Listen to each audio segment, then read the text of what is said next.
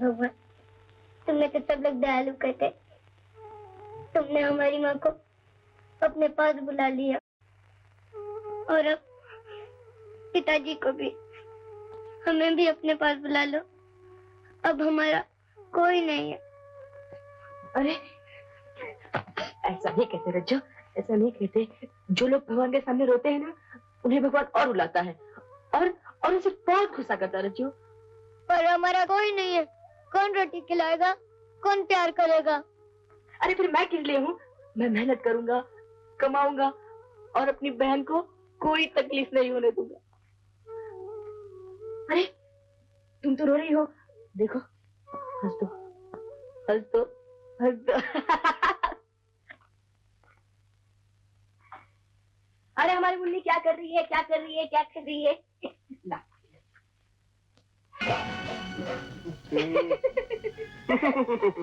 अरे रज्जो की बच्ची, कम से कम मेरे बटन तो लगा दिया कर। अरे ये जो लोहे पत्थर का बदन बना रखा है ना, तो रोज रोज बटन टूटते हैं, अब तो कमीजें भी फटने लगेंगी।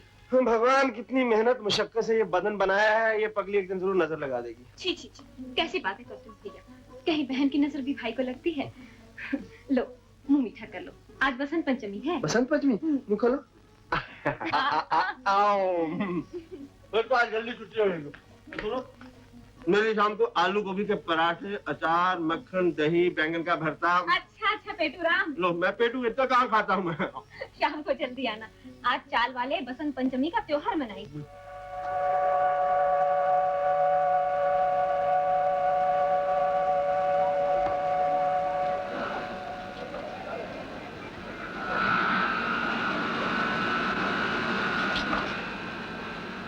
तुमसे एक जरूरी बात करनी है, जरा बाहर आओ।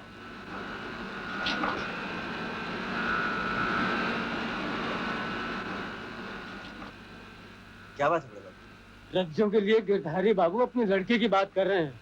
कौन, वो कैलाश? वो तो सरकारी नौकरी करता है ना। बड़े बाबू किसी तरह ये रिश्ता तय हो जाए तो रज्जो की भाग जाएगी। बात पक्की समझो, रज्जो जैसी सीधी सादी और गुनी लड़की उन्हें कहाँ मिलेगी। लेकिन क्या? दहेज वहेज की बात नहीं, 2-4 हजार रुपया बारातियों पर खर्च करना होगा। बड़े आदमी है ना। आप चिंता मत कीजिए, मैं कुछ ना कुछ इंतजाम कर लूंगा, लेकिन आप किसी तरह ये रिश्ता तय करवा दीजिए। अरे बेटा, तुम्हारे पिताजी का दोस्त हूँ, बचपन से तुम लोगों को अपना ही माना है, सब ठीक हो जाएगा। आइए आइए बड़े बाबू जी। ये है इस हफ्ते की रिपोर्ट और ये है आज का चार्ट। अरे हाँ बड़े बाबू, उस दिन आपके घर का खाना बड़ा जायकेदार था। क्या नाम है अपने फोरमैन का? जी अजीत, और उसकी बहन का नाम है रजनी। खाना उसी ने पकाया था। जी वो बिल्कुल मेरे बच्चों की तरह है। सेठ जी, आज उनकी चाल में बसंत पंचमी का उत्सव है। जी हाँ, ये तो मैं आपको बताना भूल ही गया। I am very sorry. अगर आप मुनासिब समझें तो हर साल की तरह आज भी उन्हें आधे दिन की छुट्टी दे दीजिए। क्यों नहीं, छुट्टी मिलनी ही चाहिए। आप वर्करों से कह दीजिए, रिपोर्ट मैं देख लेता हूँ। जी बहुत बहुत धन्यवाद।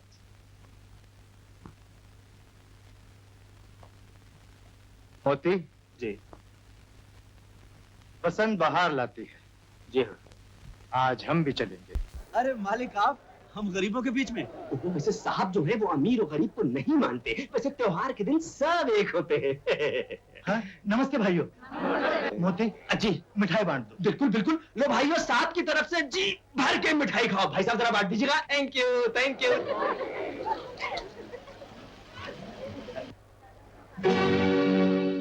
सुनो, मैं तुम्हारे लिए ही आया हूँ।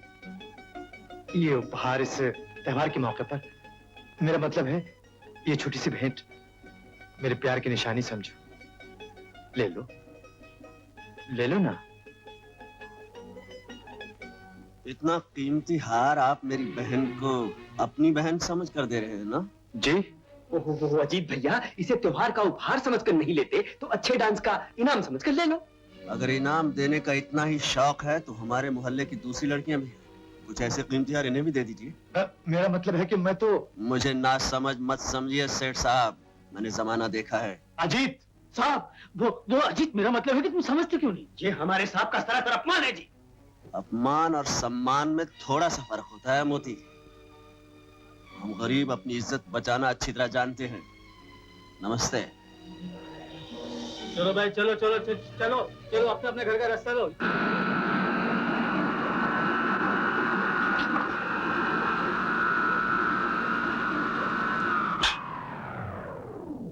ठहरो अजीत, सेठ साहब का फोन आया है कि उस दिन बसंत पंचमी की वजह से काम कम हुआ था, इसलिए आज तुम लोग ओवर टाइम कर लो। Over time? बात तो ठीक है बड़े बाबू, ठीक है कर लेते। अरे सुनो भाई, जाना नहीं, काम 10 बजे तक होगा आज। अच्छा भैया। रजनी, गजब हो गया रजनी, अजीत भैया का हाथ मशीन में आ गया। क्या? हाँ, बड़े बाबू और मैनेजर वहीं मौजूद है, तुम जल्दी चलो। रज्जू घबराओ नहीं, इतनी रात को अकेले मत जाओ, लल्लिया सुन तो किसी को साथ लेकर जाओ। रज्जू!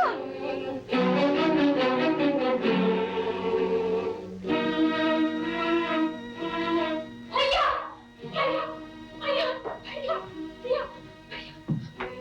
भैया कहाँ है? जहाँ भी है मेरी मर्जी के खिलाफ हिल नहीं सकता। क्या मतलब? ये हार मैं तुम्हारे लिए उस दिन लाया था, लेकिन उस वक्त तुम्हारे भैया बीच में आ गए। दिल के अरमान दिल ही में रह गए। लेकिन आज मैंने पूरा बंदोबस्त कर लिया है कि जब ये हार मैं तुम्हारे गले में डालूंगा, हमारे बीच और कोई नहीं। इस हार को कबूल करके मुझे कबूल कर दो। तुम्हारी जिंदगी बदल सकती है, झोपड़े की जगह महल बन सकता है, तुम्हारा मामूली मजदूर भाई मेरी तरफ। अजीत भैया तुम? लेकिन मोती तो आकर बोला तुम्हारा एक्सीडेंट हो गया है। मेरा एक्सीडेंट? हाँ। रज्जू कहाँ है? वो बेचारी तो उन्हीं के साथ चली गई। मोती के साथ गई है? मगर वो अकेली गई क्यों? मधु ने तो कहा था लल्लू और संतू को साथ लेकर जाना। भैया मुझे दाल में काला लगता है। खबरदार जो मेरी बहन के बारे में कुछ भी कहा।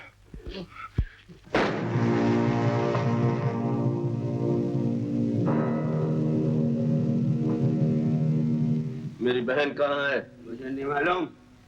एक मोती तू जानता है, बता कहाँ है मेरी बहन? मुझे नहीं मालूम। मुझे नहीं मालूम। हाँ, मुझे नहीं मालूम।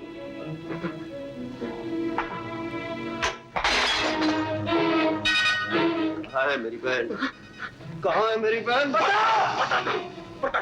कोई नहीं आएगा। छोड़ दे मुझे, जालिम कातिल, छोड़ दे।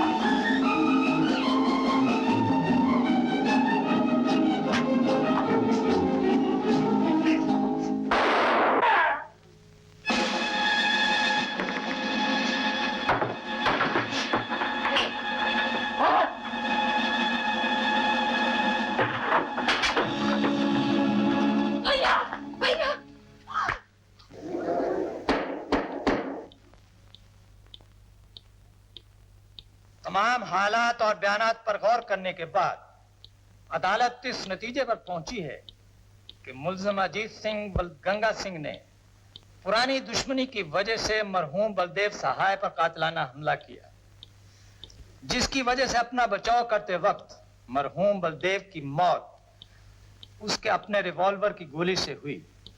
मगर इससे अजीत के गुनाह में कमी नहीं होती, इसलिए यह अदालत अजीत को 5 साल कैद बामुशक्कत की सजा देती है।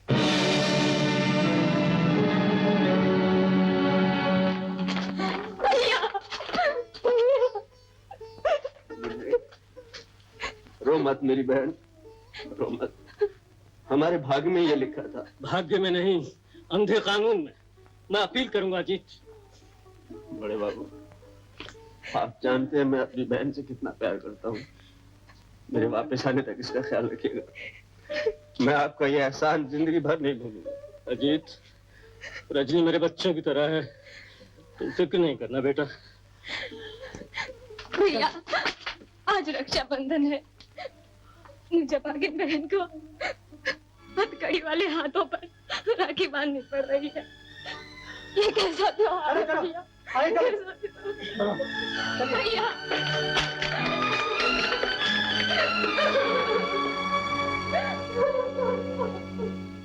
511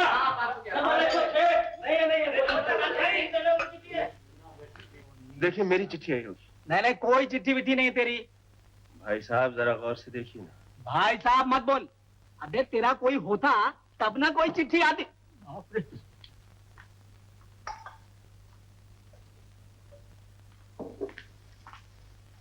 रमेश, रज्जू सुबह से काम कर रही है, उसने कुछ खाया भी नहीं है। तुम आज से कहियो इसे कुछ खिला दे। अच्छा मुझे देर हो रही है। तू नाश्ता कर चुकी? जा अंदर जा। अरे वो बड़े बाबू की लाडली सुबह से 2.5 बर्तन लेकर नल में घुसी बैठी है, अभी कितना समय नष्ट करेगी? चल जल्दी कर, अभी बाजार जाना है। माँ सुबह से कुछ खाने भी दिया उस बेचारी को, या भूखे पेटी लगी है? तू चुप रह, मैंने दुनिया देखी है, काम करके सब लोग खाते हैं, खाकर कोई काम नहीं करता। ये क्या सारे बर्तन गंदे हैं, तेरा मन नहीं लगता तो हाथ तो चला। माँ साहब चुप रह, चला जा यहाँ से। जल्दी जा। ये दाल है कि पानी? अरे दिखता नहीं, दाल है दाल। अगर ये दाल है तो पानी किसे कहते हैं मामू? देख जबान संभाल कर बोल, मामा तेरा कहीं जूते गाड़ रहा होगा। हाँ मैं ये जली रोटी नहीं लूंगा। जली नहीं, ये कड़क है। रंग दिखाई देता है। रंग क्या दिखाते हो? तुम्हारे बाप ने भी खाई है कभी? क्योंकि आपका नाम लेता है।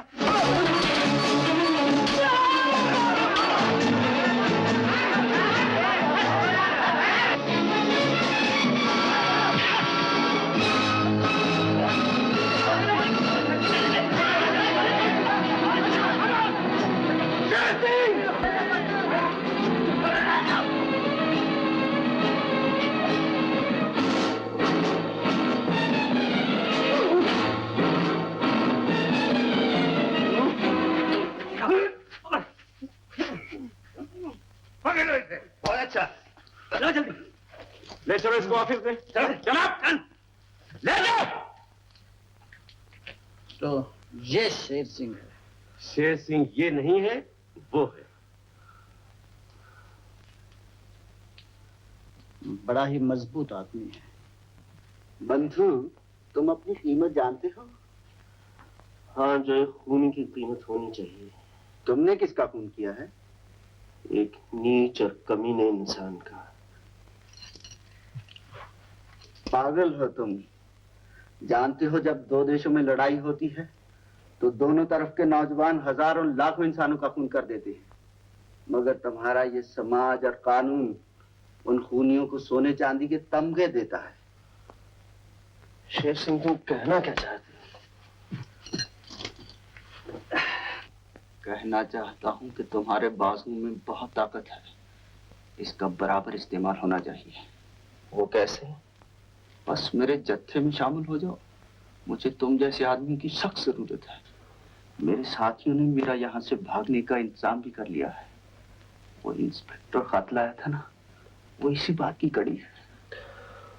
तुम चाहते हो मैं तुम्हारी तरह चोरियां करूं, डाके डालूं? नहीं शेर सिंह, मेरे मन पर जो घटनाओं का बोझ है, बोझ को लेकर मैं यहाँ से नहीं भाग सकता। मैं अपनी सजा पूरी काट कर यहाँ से जाऊंगा। ना समझ, दीवाना है तू। तुझे अपनी बहन का भी ख्याल नहीं? वो बेचारी अकेली है। नहीं शेर सिंह, वो अकेली नहीं है, बड़े बाबू के पास रहती है और बड़े बाबू उसे अपनी बेटी की तरह समझते हैं। उस घर में उसे जरा भी तकलीफ नहीं। अजय सिंह, कोई बड़े बाबू तुमसे मिलने आए हैं। बड़े बाबू जरूर मेरी रज्जू की खबर लाए होंगे। अजीज तो मेरी बीवी कहने लगी कि हमारे घर में जवान बिन ब्याही लड़की है, हम किस तरह ऐसी लड़की को अपने घर में रख सकते हैं? क्या बात है बड़े बाबू, साफ साफ कहिए ना, क्या बात है? अजीत, ये बात रजनी ने सुन ली और उसी रात घर छोड़कर कहीं चली गई। नहीं नहीं बड़े बाबू, तुमने रजनी को रोका नहीं? रजनी तुम्हारे पास मेरी अमानत थी, बताओ कहाँ है मेरी अमानत, कहाँ है? मैं शर्मिंदा हूँ अजीत, मैं रजनी का पता नहीं लगा सकता। बड़े बाबू, मैंने तुम पर भरोसा किया था, तुमने रजनी का ख्याल नहीं रखा। न जाने मेरी बहन कहाँ होगी, कहाँ भटक रही होगी बेचारी।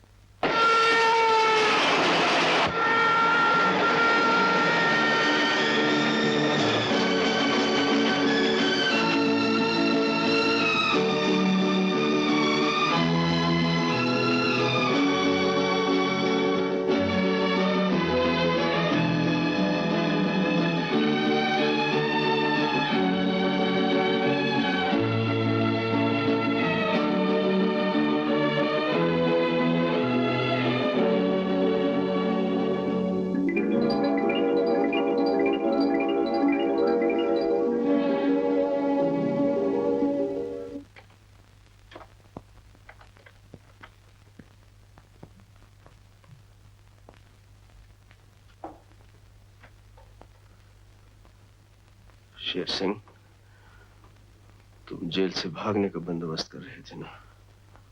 क्यों, कोई बुरी खबर लाए हो? हाँ,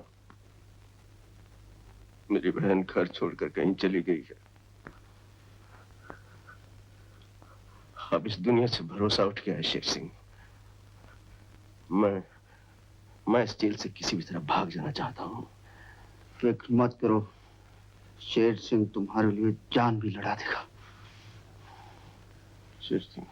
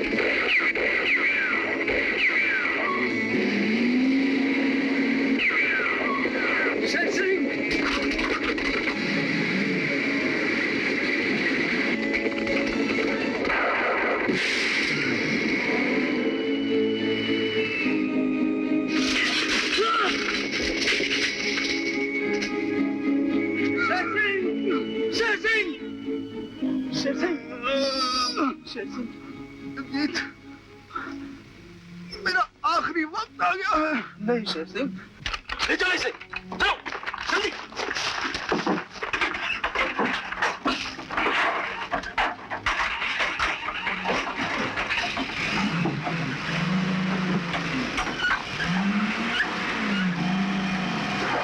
शेर सिंह, पुलिस आ रही है।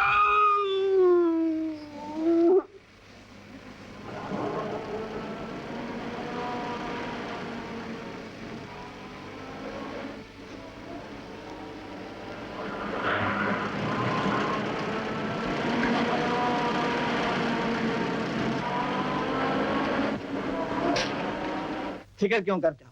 तुमने तो अपना फर्ज पूरा किया कि शेर सिंह जैसा खतरनाक डाकू मारा गया। और वो दूसरा अजीत, जो खून के इल्जाम में 5 साल की सजा काट रहा था, उसकी अपील की सुनवाई होने वाली थी। परेशानी तो उसकी है। छिपेगा कहाँ? एक न एक दिन जरूर पकड़ा जाएगा। अजीत वही ना जो उस दिन शेर सिंह से भिड़ गया था? हाँ वही, बहुत शरीफ और दिलेर था। मेरा तो दिल कहता है कि वो बेकसूर था। अजीब बात है, अगर ऐसा है तो वो बेकसूर अपील से पहले एक खतरनाक डाकू के साथ जेल से भागा क्यों? उसको अपनी बहन से बड़ा प्यार था, और जब पता चला कि वो कहीं चली गई है तो रोने लगा, पागल सा हो गया, और उसके बाद ये दुर्घटना हो गई। तब तो उसके बहन पर नजर रखनी चाहिए, वो उससे जरूर मिलेगा। लेकिन उसकी बहन भी तो लापता है। ऐसे? ओके, चलता हूं मैं। इतनी जल्दी? एक केस के सिलसिले में आया था, आज रात को इस देशपुर वापस जा रहा है।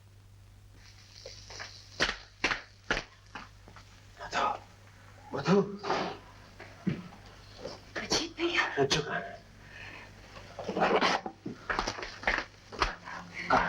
वो तो मुझे भी नहीं मालूम। तुम जेल से भागा है?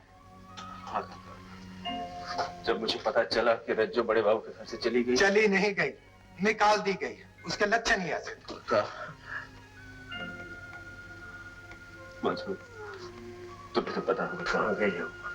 तुम्हें तो कुछ बता कर गई होगी। नहीं, मुझे कुछ नहीं बताया।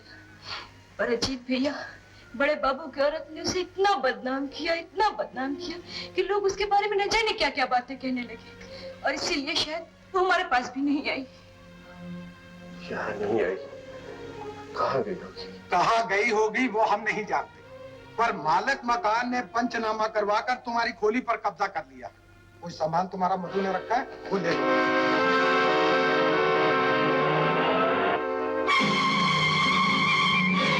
हो गया, और इधर।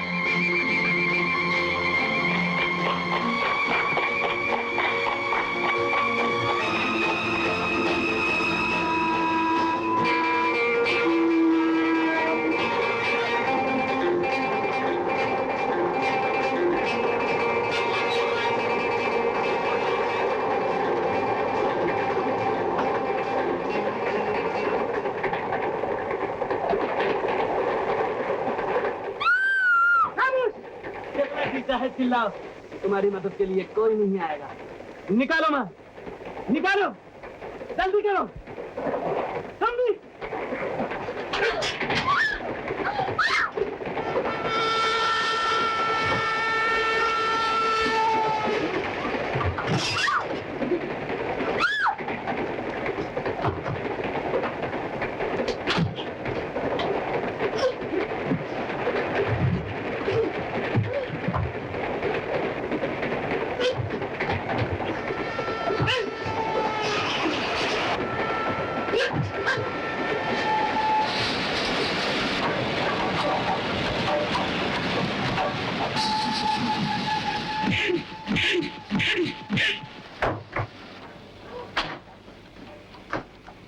शक्ल देखकर तो ऐसा लगा जैसे तुम भी उसी के साथ ही हो। अगर आप ना आते तो वो हमें लूट ही लेता। क्या नहीं लेता? कैश और जेवर ही ना। क्या भरोसा, कैश और जेवर के साथ साथ इज्जत से हाथ डालता, और हो सकता है जान से मार डालता। सुनो, ये लो। कैश, जेवर, जान और इज्जत की कीमत सिर्फ 100 रुपया। तो और क्या चाहिए? लाख रुपया? मेरे चाहने की फिक्र न कीजिए मेम साहब। हाँ, इतना जरूर पता चल गया कि आपके पास सिवाय पैसे के कुछ नहीं। अजीब आदमी।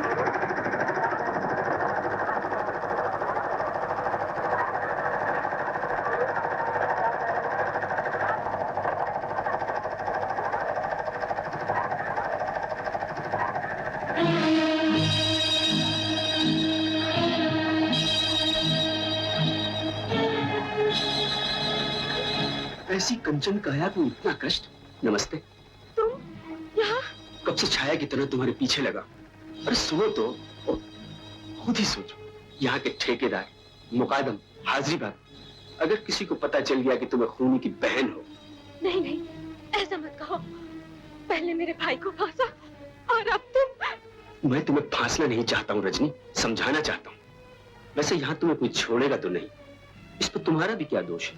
तुम हसीन हो, जवान हो, जिसने डाली नजर बुरी डाली। ये ठर्रा पीने वाले तुम्हें बर्बाद कर देंगे रजनी। बको मत, चले जाओ यहाँ से। मुझे अपना भाई समझो, मगर अजीत जैसा नहीं। मैं नए जमाने के साथ चलता हूँ। तुम्हें कोठी बनवा दूंगा, कार दिलवा दूंगा, हर रात एक नया दिन होगा। दौलत तुम्हारे कदम चूमेगी। मेरी बात तो सुनो। कमीने, चले जाओ।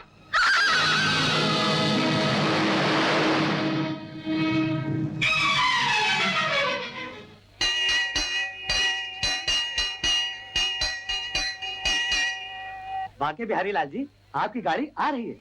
मेरी गाड़ी आ रही है? जी हाँ। Oh, after all the train is coming. Train का लेट होना सोशल क्राइम है। अगर एक ट्रेन आधा घंटा लेट है तो 1000 ट्रेन लेट होने का मतलब है 500 घंटे। इससे देश का, जनता का, सरकार का नुकसान होता है। इसकी जिम्मेवारी किसके ऊपर है? Just tell me, just tell me. आप समझदार हैं, ऐसा होता ही रहता है भाई साहब। भाई साहब, आप स्टेशन मास्टर हैं और मैं देशपुर सिल्क मिल्स के मालिक का प्राइवेट सेक्रेटरी हूँ। आपकी मेरी क्या बराबरी? नहीं, ठहरिए। डेमोक्रेसी में तो सब बराबर होते हैं। I am sorry, let us shake hands. हाँ, तो मैं आपसे कह रहा था, मेरी ट्रेन आ रही, मुझे रिसीव करना है। Oh, the train is coming.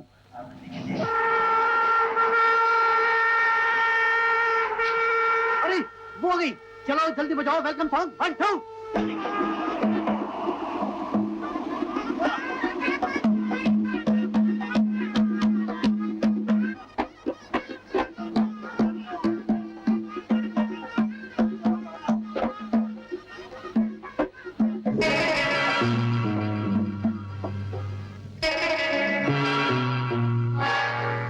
Ticket please.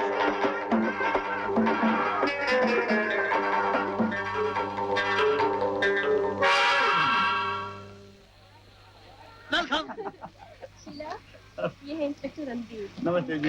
ये यहाँ के ऑफिसर हैं और नाना जी की पर्सनल एडवाइजर। और मैं हूँ बांके बिहारी लाल, लाला जी का पर्सनल सेक्रेटरी। चलो मुझे क्या देखते हो? स्टार्ट 1 2।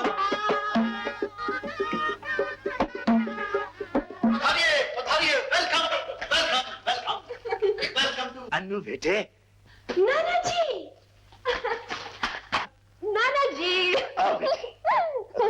कैसे हो आप? हाँ? ठीक हूँ बेटी। हॉस्टल का खाना और बम्बई की आबोहवा तुम्हें रास नहीं आई। अब बहुत दुबली हो गई हो। मैं जानती थी आप यही कहेंगे, हमेशा यही कहते, इसलिए देखिए वजन के 2 टिकट लाई हूँ। नमस्ते लाला जी। हाँ दिनेश। हेलो अनु जी। हेलो नाना जी, मिल का क्या हाल है? बेटी, मैंने 4 साल से मिल की जिम्मेदारी दिनेश को पूरे तौर से सौंप रखी है। इसलिए इनकी चारों उंगलियां घी में रहती हैं। सर कहेंगे। भगवान दास जी के कहने का मतलब ये है कि मजदूरों की वजह से जो परेशानी होती है, उफ, उसका हाल मैं ही जानता हूँ। ये मजदूर होते ही ऐसे हैं। जी हाँ, उन्हीं के लफड़ों में मैं रह गया, वरना स्टेशन पर आपको लेने के लिए आ रहा था। जी हाँ। अच्छा, छोड़ो बेटी इन बातों को। रणबीर, आज रात का खाना तुम हमारे साथ खाओ। सॉरी लाला जी, आज शाम को तो मेरी ड्यूटी मिल एरिया पे है। दशहरे का फंक्शन जो है, आप नहीं जाएंगे? मैं कभी नहीं जाता। वैसे मेरी तबीयत भी ठीक नहीं। वो लोग आपको बुलाने के लिए आए थे, मैंने उन्हें टाल दिया क्योंकि बस्ती जरा गंदी है। अनु, वैसे भी यहाँ कोई और एंटरटेनमेंट है भी नहीं, क्यों ना हम लोग भी वहाँ चले? आप लोग जरूर चलिएगा, बेचारे मजदूर खुश हो जाएंगे, बड़ी धूमधाम रहेगी। ठीक है, तो फिर हम लोग जरूर चलेंगे।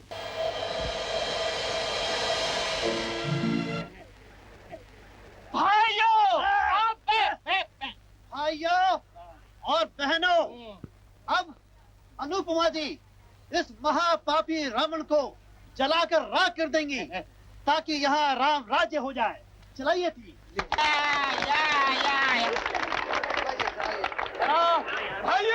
भाइयों, अब जरा पीछे हट जाइए, पीछे हट जाइए।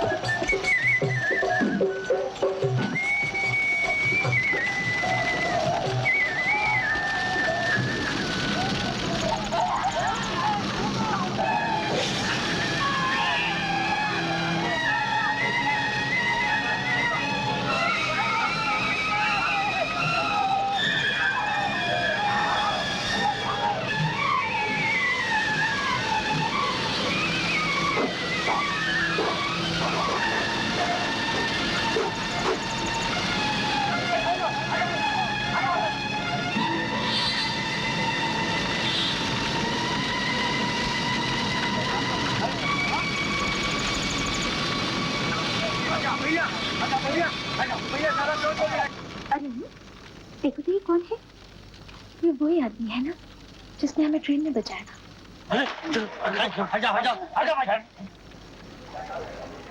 बाकेला, अगर बाबा को ज्यादा चोट लगी हो तो उन्हें अस्पताल ले जाना।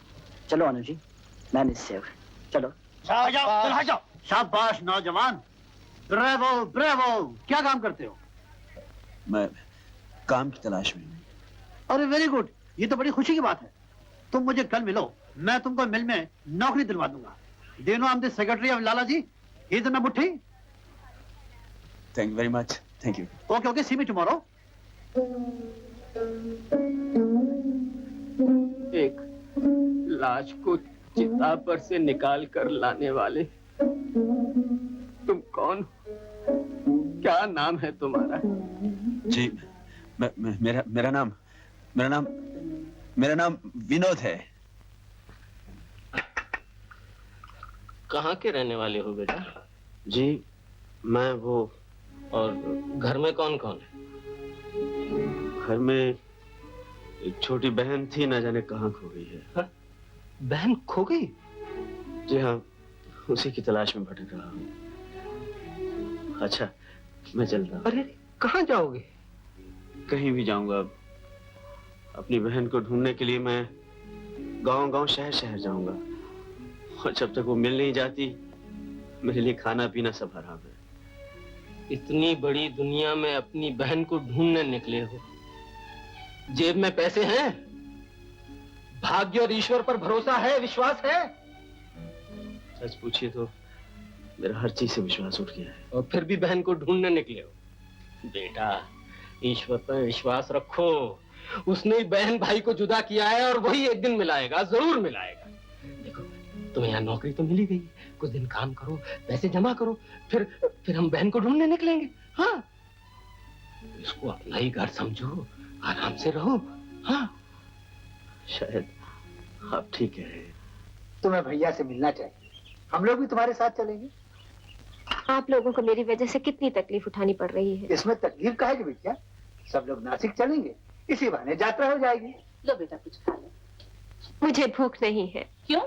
इसे हमारे घर का खाना अच्छा लगे। ऐसी बात नहीं है बाबा। तुम्हारा चकली लाया करो ना।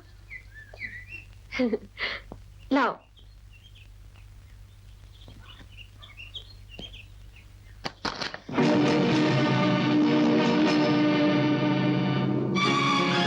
हे भगवान, क्या हुआ? भैया जेल से भाग गए। आखिरी सहारा था, वो भी खो गया। क्या करती हो? अब कहाँ ढूंढूं भैया को, कहाँ ढूंढूं? अन्नू बहन सो रही है, नाना जी बाथरूम में है, मैं फ्राइडे खा रहा हूं और ये देवी जी आपको नमस्ते कह रही हैं। Shut up! ये बताओ कि तुमने उस नए आदमी को मुझसे पूछे बगैर नौकरी पर क्यों रखा? बहुत खूब, आप इतने सारे आदमी नौकरी पर रखते हैं, मैंने कभी आपसे पूछा है? मैं इस मिल का मैनेजर हूं, समझे? मैं नाना जी का सेक्रेटरी हूं, समझे? मिस्टर बांके! मिस्टर दिनेश! ये क्या हो रहा है? देखिए लाला जी, बांके ने किसी नए आदमी को नौकरी पर रख लिया और जब मैंने पूछा तो मुझसे बस कर रहा है। बांके, तुम जाओ। सॉरी नाना जी, मैं जरा पोल्ट्री फार्म जा रहा हूं। I will see you definitely. Lala ji, आपने इस बांके को बहुत सच चाह रखा है। क्या किया जाए, दूर के रिश्ते का भांजा है, दिल का बहुत अच्छा है। तुम इसकी बात का बुरा मत माना करो।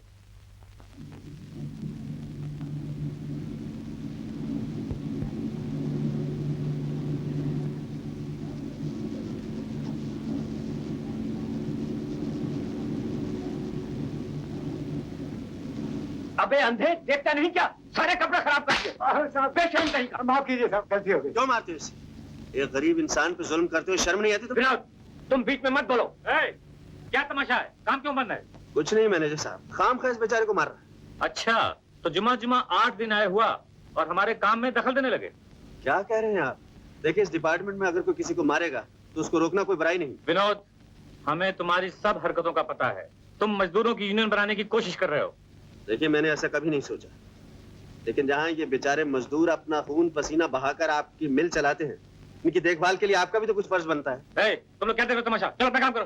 चलो चलो चलो। मेरा क्या फर्ज है वो मुझे अच्छी तरह मालूम है। यहाँ मेरा हुक्म चलता है। अगर तुम्हें काम करना पसंद है तो करो, वरना जा सकते हो, समझे?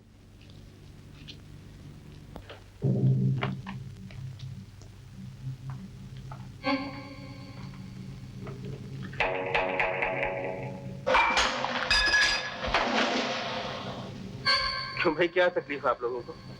तुम्हारा दिमाग दुरुस्त करने आए। अच्छा, अगर तुमने दिनेश जी और फैक्ट्री के मामलात में दखल देने की कोशिश की तो क्या करेंगे आप?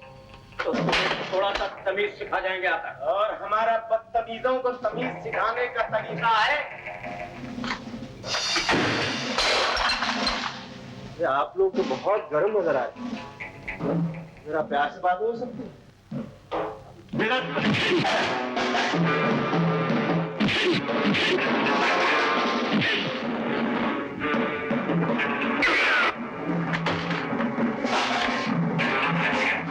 आपको भी तरीका सीखना है? मत्थे देखूंगा तुझे।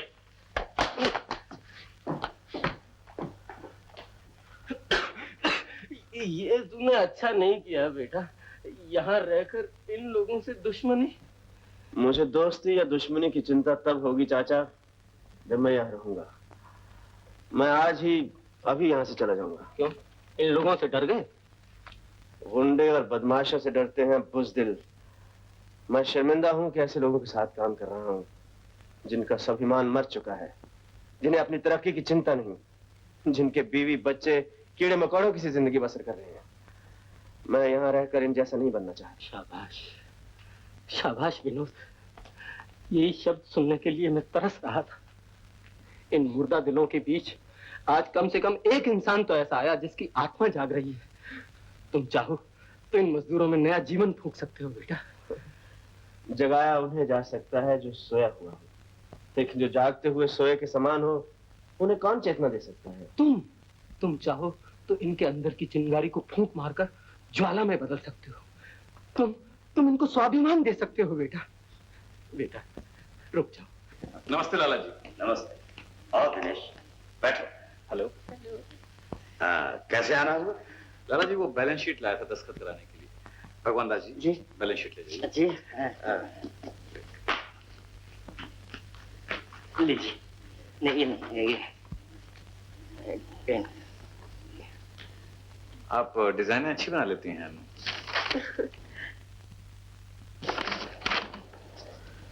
ये क्या नाना जी, आप बगैर देखे दस्तखत करते जा रहे हैं? बेटी ये ना भूलो, दिनेश मेरे बचपन के दोस्त अमरनाथ का लड़का है, इस पर मेरा पूरा भरोसा है। लेकिन ऐसे ही दस्तखत करने से क्या फायदा? देखिए तो मिल में तो घाटा ही घाटा है। ये नुकसान कब से हो रहा है? यही तकरीबन 4 साल से। 4 साल से? और आप इसे पूरा कैसे कर रहे हैं? लाला जी की जो टी स्टेट है उसका प्रॉफिट इसमें एडजस्ट कर लेता हूँ। ये तो बहुत बुरी बात है नाना जी, आप मिल बंद क्यों नहीं कर देते? नहीं, ये कैसे मुमकिन हो सकता है? इतने सारे वर्कर हमारे मिल में काम करते हैं, उनकी फैमिलीज हैं, उनके बच्चे। तो क्या हम लोगों ने कोई यतीम खाना खोल रखा है? अनु ठीक कहती। दिनेश, तुमने ये सब कुछ मुझे पहले बताया क्यों नहीं? लाला जी मैं तो समझता था कि अकाउंटेंट आपको सारी रिपोर्ट देता होगा। पिछली सारी बैलेंस शीट्स आपने साइन की हुई हैं। आप चाहे तो मंगा के देख सकते हैं। ठीक है, हमें मिल बंद करनी चाहिए। लेकिन लाला जी अगर आप मिल बंद कर देंगे तो मजदूरों के provident fund, bonus, notice period के पैसे ये सब इकट्ठे हम लोग कहां से देंगे? हाँ, और फिर डीलर से लिए हुए एडवांस, हुंडी के पैसे और बुकी के पैसे, ये सब कुछ मैं नहीं जानता। आज से मिल बंद, उसके लिए खरीदार ढूंढो। बिल्कुल ठीक नाना जी, मिल बंद। आज से मिल बंद किया जा रहा है। कामगारों और कर्मचारियों को नोटिस पीरियड के लिए 1 महीने की तनख्वाह दी जाएगी। ये हरगिज नहीं होगा, मिल हरगिज बंद नहीं होगी। तुम लोग अच्छी तरह से जानते हो कि मिल 4-5 साल से घाटे में चल रही है। घाटे के जिम्मेदार हम नहीं हैं, तुम हो। हम लोग जान देकर काम करते हैं। चुप रहो। तुम लोगों को 1-1 महीने की तनख्वाह बगैर काम के दी जा रही है। 1 महीने की तनख्वाह से आप हमारी जिंदगी खरीदना चाहते हैं? इस मिल को हमने खून पसीने से सिंचा है। हमारे घर में भूख से एक भी मौत हो, इसके पहले लाला जी के बंगले को आग लगा दूंगा। लड़ाई झगड़े से कुछ नहीं होगा, हमें चलकर लाला जी से मिलना चाहिए। आप सब लोग आइए मेरे साथ। चुप रहो। तुम लोगों ने समझा है कि मैंने धर्मशाला खोल रखी है, लेकिन कान खोल कर सुन लो कि दुनिया की कोई ताकत मुझे मजबूर नहीं कर सकती। कि मैं मिल चालू रखकर घाटा उठाता रहूं। मिल बंद नहीं होगी लाला जी, आप ये मिल बंद नहीं कर सकते। तुम कौन हो जो मुझे सलाह देने की जरूरत कर रहे हो? नाना जी, वही आदमी है जिसने मुझे ट्रेन में गुंडे से बचाया था। मालिक और मजदूर का रिश्ता वैसा ही पवित्र है जैसा एक परिवार का, और आप इस परिवार के मुखिया हैं। अगर आपको कोई परेशानी है तो उसमें हम भी शामिल हैं, और अगर हम मजदूरों पर कोई मुसीबत है तो उसे दूर करना आपका फर्ज है। इससे ज्यादा परेशानी की बात हमारे लिए और क्या हो सकती है कि लगातार 4-5 साल से हमारा नुकसान हो रहा है। नुकसान की वजह हम मजदूर नहीं हैं, नुकसान की वजह है मिल में बदइंतजामी, पुरानी मशीनें, प्रोडक्शन में कमी, वक्त और जमाने के साथ साथ ना चलना। उसके लिए रुपया चाहिए, वो कौन देगा? तुम या तुम्हारे साथी? क्यों मजाक उड़ा रही हैं मेम साहब? आप अच्छी तरह जानती हैं हम इस काबिल नहीं हैं। आपके सहारे पलने वाले मजदूरों और उनके घर वालों की इज्जत और रोजी बच सकती है। आपका नुकसान आगे चलकर फायदे में बदल सकता है। अगर आपको मिल चलाने में कोई दिलचस्पी नहीं तो एक मौका हमें दीजिए। वाह वाह वाह, that's a very good idea, I favour it. Lala ji shut up, nonsense. लेकिन इस बात की क्या गारंटी है कि हमारे लाखों रुपए की मशीनें जो आप लोग इस्तेमाल करेंगे उसे सही सलामत रखेंगे? बोलो, can you give in writing? से नाउ। कैसी बातें कर रहे हैं आप? जो मशीनें हमें रोटी देती हैं हम उन्हें नुकसान पहुंचाएंगे? आप शायद नहीं समझ सकते, मिल हमारे मंदिर हैं, हम इनकी पूजा करते हैं। नाना जी, तुम लोगों को 1 महीने की मोहलत दे सकते। लाला जी जिंदाबाद, देशपुर में जिंदाबाद, लाला जी जिंदाबाद। लेकिन इस तरह नहीं, मैं तुम्हें एक शर्त पर मिल दे सकता हूं कि तुम लोग मुआवजे के तौर पर 1 लाख रुपए पेशी दोगे और हर महीने लीज मनी 25,000 रुपए दोगे।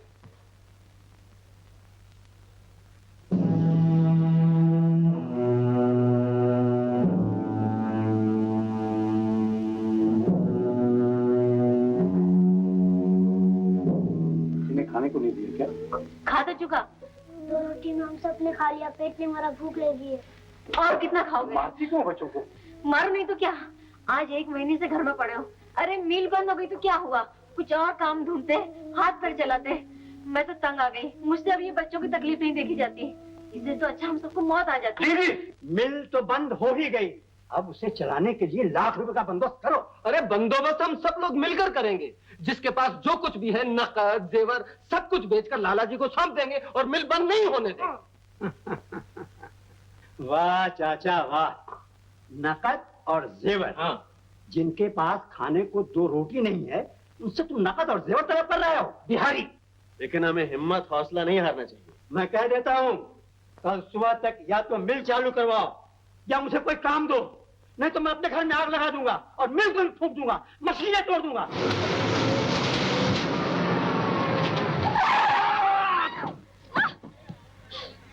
बदतमीज, चलना भी नहीं आता तुम्हें? शराब पी रखी है क्या? हाँ, शराब पी रखी है। तुम्हारी तरह किसी का खून तो नहीं पिया। क्या बकते हो तुम? बकता हूँ? मुझे पहचानो, मुझे पहचानो। मैं तुम्हारी मिल में नौकरी करके अपने घर वालों का पेट पालता था, लेकिन तुमने मिल बंद कर दिया, हमारे बच्चों की रोटी छीन ली। शट अप, मिल के बारे में जो कुछ कहना है जाके नाना जी से कहो, मुझे फोन मत करो, समझे? चलो ड्राइवर। मेरे लिए नाना उसके नाते में कोई फर्क नहीं है। मैं तुम्हारा खून कर दूंगा, मैं तुम्हारा खून कर दूंगा।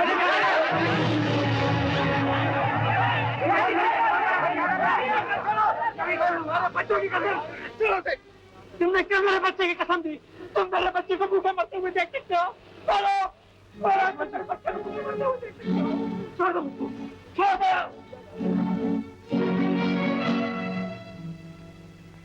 अनुज जी, बिहारी की इस हरकत के लिए मैं आपसे माफी चाहता हूँ। आज आपने फिर मेरी मदद की, इसके लिए बहुत शुक्रिया, लेकिन उस बदतमीज को मैं कभी माफ नहीं करूंगा। देखिए, जब गरीब की रोटी छिनती है वो पागल हो जाता है। मिल बंद हो जाने से आज सबकी हालत ऐसी हो चुकी है। मिल तो आप लोग खुद चलाने वाले हैं ना? हाँ, लेकिन अनुज जी, आपको याद होगा आपने ट्रेन में। ओह, लाख रुपए।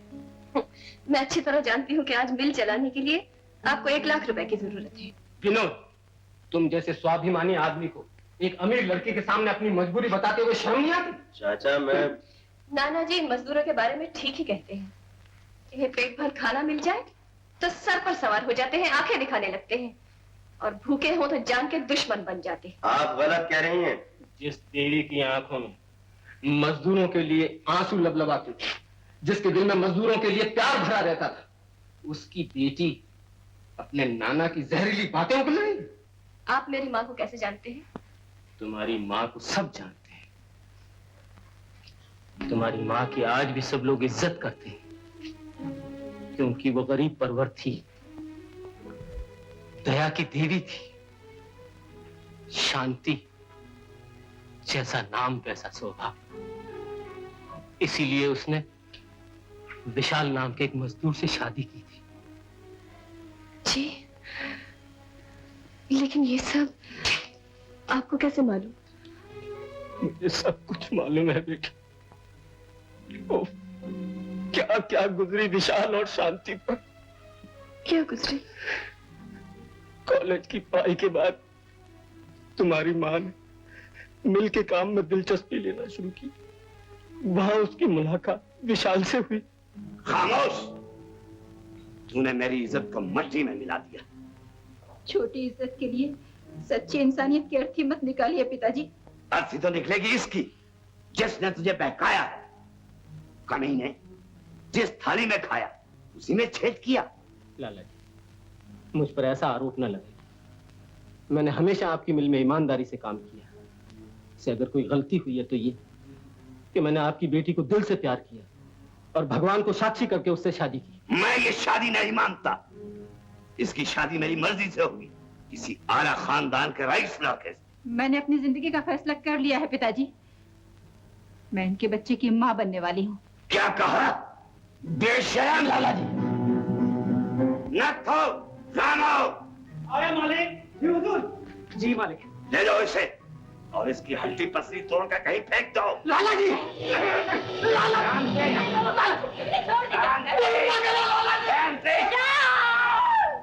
जालिमों ने इतना मारा कि विशाल बेहोश हो गया।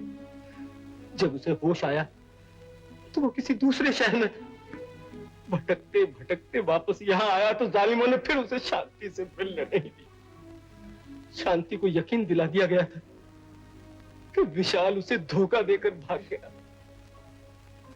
बेचारी शांति एक बच्ची को जन्म देकर स्वर्ग चली गई। उसकी मौत की खबर ने विशाल को पागल कर दिया और वो कई अरसे तक पागल खाने में रहा। आप ये सब कैसे जानते हैं? कैसे नहीं जानता, जब तक ये सब कुछ मुझ पर न बीती हो। आप विशाल है, अनुपमा जी आपकी बेटी है। पिताजी,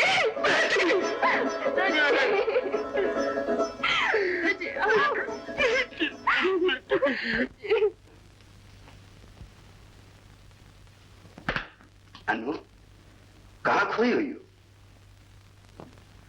नाना जी, क्या सोच रही हो? कुछ भी नहीं, ऐसे ही सोच रही थी कि आज मेरे लिए शायद सबसे बड़े सुख का दिन है और सबसे बड़े दुख का भी। क्या कह रही हो? न जाने क्यों आज माँ की बहुत याद आ रही है और पिताजी की भी। बेटी, जो गुजर गए हैं उन्हें याद करके तकलीफ ही होती है। जी नाना जी, और शायद इसी तकलीफ से बचाने के लिए आपने मुझे बचपन से बोर्डिंग में रखा और जब कभी आपके पास आई आपने मुझे मेरी माँ के बारे में कुछ भी नहीं बताया। कई बार बताया है बेटी कि बिल्कुल तुम्हारे जैसी सुंदर थी, भोली थी। और पिताजी, मुझे विश्वास नहीं होता कि अब वो इस दुनिया में नहीं रहे। मन भावुक होता है बेटी और सच्चाई कठोर। क्या इसीलिए हमें सच्चाई से भागना पड़ रहा है? क्या मतलब? मैं बीती हुई बातों की बात नहीं कर रही, आज की बात कर रही हूँ। आज मैं बहुत तेजी से मोटर चला रही थी कि अचानक मेरी गाड़ी के सामने एक भूखा प्यासा मजदूर आते आते ही बच गया। जब से हम लोगों ने मिल बंद की है, ये मजदूर भूखे मर रहे हैं। नाना जी मुझे तो डर लगता है कि इन मजदूरों की, इनकी बीवी बच्चों की आहें कहीं इस घर में ना भर जाएं और हम भी उनके साथ घुट घुट कर मर जाएं। नाना जी, जितने लोग आपके आगे पीछे घूमते हैं, ये सब मतलबी इंसान हैं। हमारा सच्चा साथी एक नहीं है इनमें। हम अकेले हैं नाना जी, बिल्कुल अकेले। बेटी, तुम रो क्यों रही हो? लेकिन आपको मेरे आंसुओं की क्या परवाह? ऐसा मत कहो, मैं तुम्हें दुखी होते हुए नहीं देख सकता। अगर ये सच है तो बताइए नाना जी, बताइए आप मेरी खुशी के लिए क्या कर सकते हैं? जो तुमको, बोलो क्या चाहती हो? मैंने ही आपसे कहा था कि मिल बंद कर दीजिए, और आज मैं ही आपसे कह रही हूँ कि मिल खोल दीजिए। मजदूरों को सिर्फ एक मौका दे दीजिए मिल चलाने का। नाना जी। अनु जी, मेरा ख्याल है बेडरूम में होंगे। अनु जी, कौन है वो कमीना जिसने गाड़ी रोककर आप पर हाथ उठाने की जुर्रत की? क्या? चलो अनु, शिनाख्त करो उसकी। मैं अभी उसका दिमाग ठिकाने पे लाता हूँ। Yes yes, it is very serious. मैं नाना जी को सब कुछ बता चुकी हूँ। दरअसल गलती तो मेरी थी। उस बेचारे ने गाड़ी रोक के मुझे परेशान करने की कोशिश बिल्कुल नहीं की। ठीक कहती हैं आप। अरे किसमें हिम्मत है जो आपको मेरे होते हुए परेशान करे?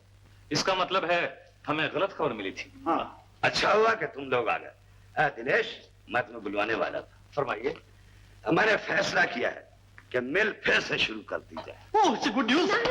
लाला जी, ये तो आपने बहुत ही अच्छा किया। और मैंने ये भी फैसला किया है कि इस बार मिल की जिम्मेदारी मजदूरों को दे दी जाए।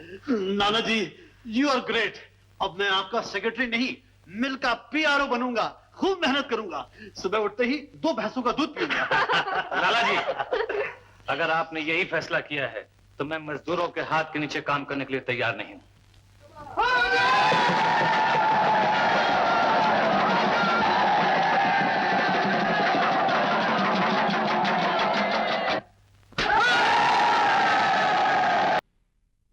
बाके बिहारी लाल, देशपुर सिल्क मिल्स का जंबो पब्लिसिटी ऑफिसर। अब दुनिया को मालूम पड़ेगा, when they will see my crazy publicity angles, लड़कियां मेरे ऊपर मरेंगी। I will be the idol of teenagers, though I am lying idle here.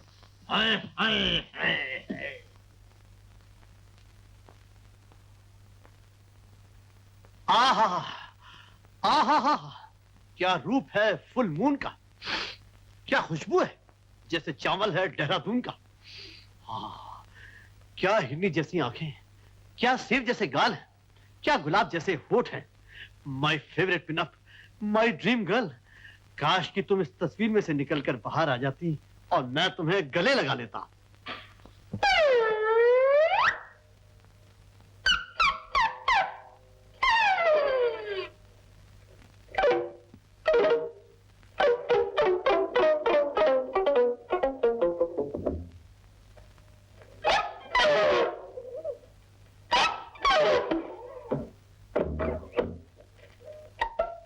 इस पे मरूं तो ये नाराज, इस पे मरूं तो ये नाराज, मैं किस पे मरूं? My darling.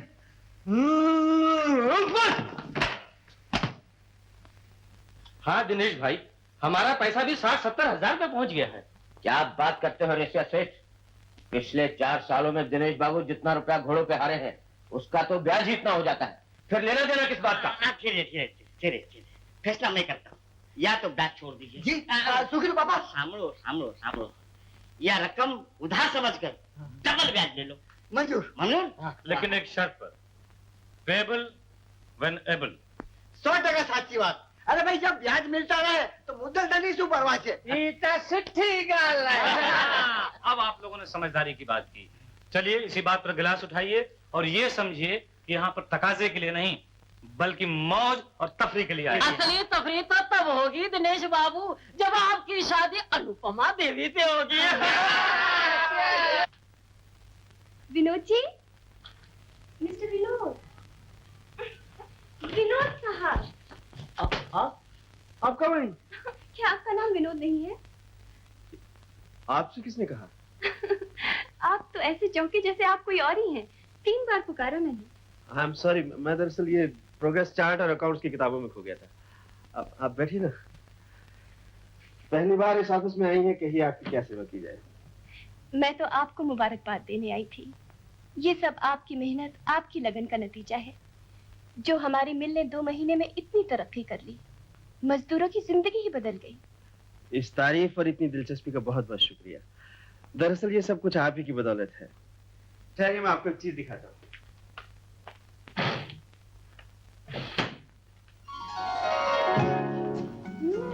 बहुत खूबसूरत। Made in Japan I think. जी नहीं, ये देशपुर मिल का बना हुआ है। क्या ये हमारे मिल का बनाया हुआ कपड़ा जी है? हाँ। मैं तो कभी सोच भी नहीं सकती थी। देखिए ना कितना अच्छा टेक्सचर है, और डिजाइन देखिए कितनी जल्दी पॉपुलर हो गई।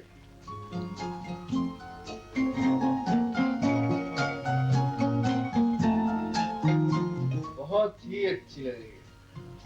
Wonderful wonderful. जवाब नहीं, अब माफ करना, मैंने आप दोनों को इस ड्रामेटिक पोज में डिस्टर्ब किया है, मगर मिस्टर विनोद, आपने मुझे फैंटास्टिक आइडिया दिया है। अल्लाह पूछ, मैं अभी आता हूँ।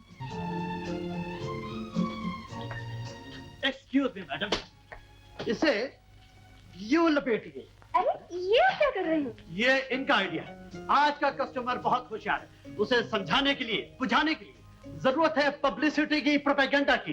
रेडियो पर बार बार सुनवाइए। देशपुर सिल्क मिल्स की नई डिजाइन वाली चिकनी सिल्क आपके मुलायम और चिकने बदन को चमका देगी। जरूर खरीदिए, जरूर खरीदिए। Original idea number 2, fashion parade Bombay में धूमधाम से 36 ब्यूटियों को पेश किया जाए, और फिर अखबारों में मैडम आपकी फोटो छपेगी। आइडिया अच्छा है, लेकिन मैडम आपको मेरा साथ देना होगा। शो आपसे शुरू होगा, आप पर ही खत्म होगा। मिल की तरक्की के लिए मुझे आपकी शर्त मंजूर है। Thank you very much. अब देखिए मेरा हंगामा, देशपुर सिल्क मिल्स का ग्रैंड फैशन शो।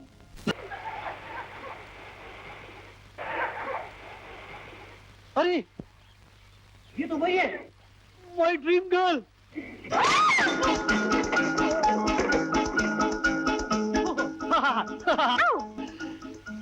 मैं तुम्हारा पीछा कर रहा हूँ या तुम मेरा पीछा कर रही हो? अगर तुम तो ये साइज की थी, और अब एनलार्जमेंट, वो भी इतना बड़ा, 70 mm। लोफर? अरे ये तो फोटो नहीं है, असली है। Good luck, good luck. Hello darling. Shut up, तुमको शर्म नहीं आता? शर्म आती है, इसलिए तो कपड़े पहने हुए। ओह, लीव मी अलोन।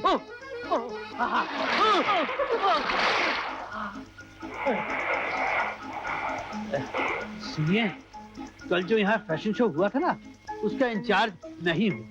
जब से मैंने तुम्हारी तस्वीर देखी है, मैं तुम्हारा आशिक हो गया हूँ। मैं तुम्हें देशपुर सिल्क मिल्स का परमानेंट मॉडल बनाना चाहता हूँ। तुम्हारा एग्रीमेंट तैयार है, अभी निकाल कर दिखाता हूँ। देखने में तो शरीफ लगते हो, लेकिन हरकत इतनी जलील। क्यों? मैं तो कागज निकाल रहा था। जानते हो तुम किससे बात कर रहे हो? देशपुर सिल्क मिल्स का पीआरओ श्री बाके बिहारी लाल। मैं इस लड़की की लाइफ बना सकता हूँ, इसका कॉन्ट्रैक्ट बनाता हूँ। अच्छा, ओह, हाउ डू यू डू? मैं बेबी का सेक्रेटरी कम गार्डियन हूँ। Very good, very good. ये रहा कॉन्ट्रैक्ट। 400 रुपया महीना पगार मिलेगा। आज से तुम्हारा खाना पीना सोना मेरे साथ सब फ्री। मेरा मतलब है मेरे मकान में रहना फ्री। ओह, आई सी। यस मैडम, तुमने ऐसे बड़े आदमी को जलील बोला। I am very sorry sir, लेकिन बेबी का एग्रीमेंट तभी होगा जब एडवांस पैसा मिलेगा। ओके ओके, तुम ऐसा करो, तुम जब तक इस एग्रीमेंट को पढ़ो और इसको साइन करो। लेकिन मेरे पास पेन नहीं है। पेन तुमको बाहर गोरखा देगा। बेबी एडवांस जरूर लेना है। अरे बेबी को एडवांस भी देगा और सुने एडवांस भी देगा। आओ बेबी, अरे आओ ना। हेलो। हेलो। आप अभी तक सोए नहीं क्या? जी नहीं, मैं सोच रहा था। अच्छा, क्या? कि आपकी वजह से शो कितना कामयाब रहा। अब देखिए अपनी मिल का उत्पादन यकीनन बढ़ जाएगा। हम नई मशीनें लाएंगे, आमदनी बढ़ेगी और मजदूर खुशहाल हो जाएंगे। आप हमेशा मिल और मजदूरों के बारे में सोचते रहते हैं क्या? क्या जिंदगी में और कुछ भी नहीं है? बहुत कुछ है अनु जी, लेकिन सबके लिए सब कुछ नहीं होता। सबकी नहीं, मैं तो सिर्फ अपनी और आपकी बात कर रही थी। आपकी बात अलग है, लेकिन मैं किस काबिल हूँ? जी हाँ, लेकिन कुछ अपनी और मेरी भी तो कही और सुनिए। जी? इतने ना समझे आप। श्रीमान जी, जरा दिमाग पर जोर दीजिए ताकि वो दिल की बात समझे। देखिए, मेरे पास ना तो दिल है और ना दिमाग। मेरे पास दोनों है, कहिए तो हिस्सा बांट कर ले। सुनिए, दिल आपका हुआ। जी?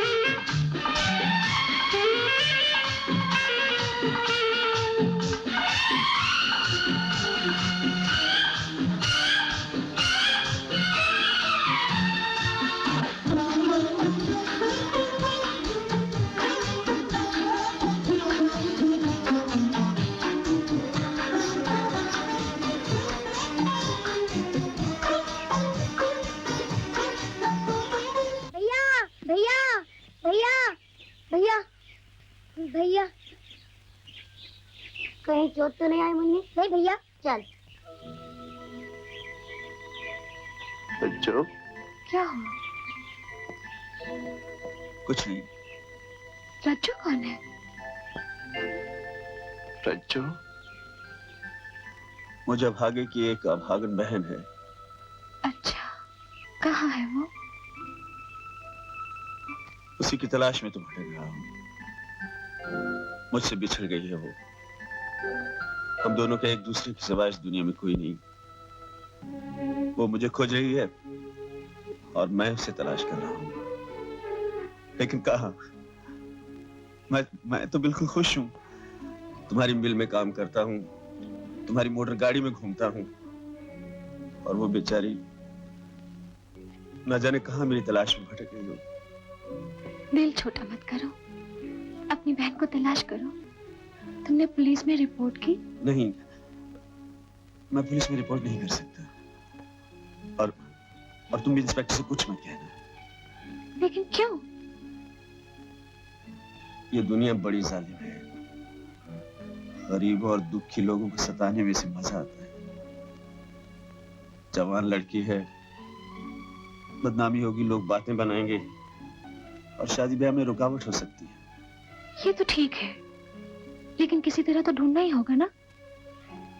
इसके लिए मैंने आते ही उसके नाम अखबार में इश्तिहार तो दे दिया था।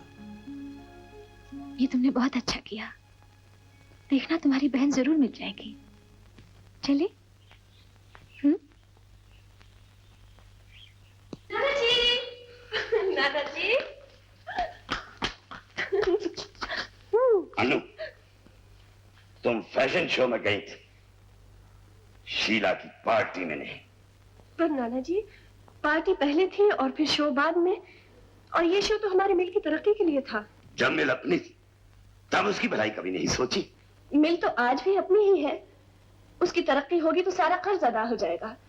और फिर मैंने तो कई चैरिटी शोज में हिस्सा लिया है, कभी अस्पतालों के लिए, कभी स्कूलों के लिए। हमारा शो तो बहुत कामयाब रहा नाना जी। बेशर्मी की नुमाइश, कामयाबी कह रही हो? आपसे गलत कहा गया है। दिनेश ने खुद अपनी आंखों से देखा है। ओह, तो आप भी वहां मौजूद थे? जी हाँ, मैंने आपसे मिलने की कोशिश की, लेकिन आप बहुत बिजी थी। आपके होटल में मैंने 2-3 बार फोन भी किया था। होटल? तुम तो शीला के यहाँ रहने गई थी ना?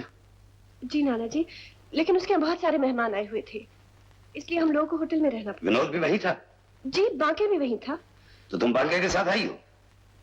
नहीं नाना जी, मैं उसके साथ आने वाली थी, लेकिन न जाने वो कहाँ गायब हो गया। तो मुझे विनोद के साथ आना पड़ा। विनोद विनोद विनोद, कई दफा कहा कि मजदूरों से मत मिला करो, लेकिन अचानक तुम्हारे दिल में उनके लिए हमदर्दी पैदा हो गई है। विनोद के नाम के साथ तुम्हारा नाम जोड़ा जा रहा है, वो मैं कहीं बर्दाश्त नहीं कर सकता। मिस्टर दिनेश, आप इतना गिर सकते हैं मुझे उम्मीद न थी। मिल आपसे छिन गई तो आपने नाना जी को मेरे खिलाफ भड़काना शुरू कर दिया और मुझे बदनाम करना भी। आपको शर्म आनी चाहिए। अनु जी, आप मुझे गलत समझ रही हैं, मुझ पर इल्जाम लगा रही हैं। अगर सच बोलने का यही पुरस्कार है तो ठीक है, मैं जाता हूँ। नमस्ते। अनु, मैंने तुम्हें बड़े नाज से पाला पोसा, पढ़ाया लिखाया, लेकिन तुम मेरी दी हुई आजादी का नाजायज फायदा उठा रही। मैं तुम्हें गुमराह होते हुए नहीं देख सकता। नाना जी, मैं सोच भी नहीं सकती थी कि दिनेश के बहकाने से आप मुझ में विश्वास ही खो बैठेंगे। मैं बहस नहीं करना चाहता। मेरा हुक्म है कि तुम मजदूरों से कोई वास्ता नहीं रखोगी, ना विनोद से मिलोगी।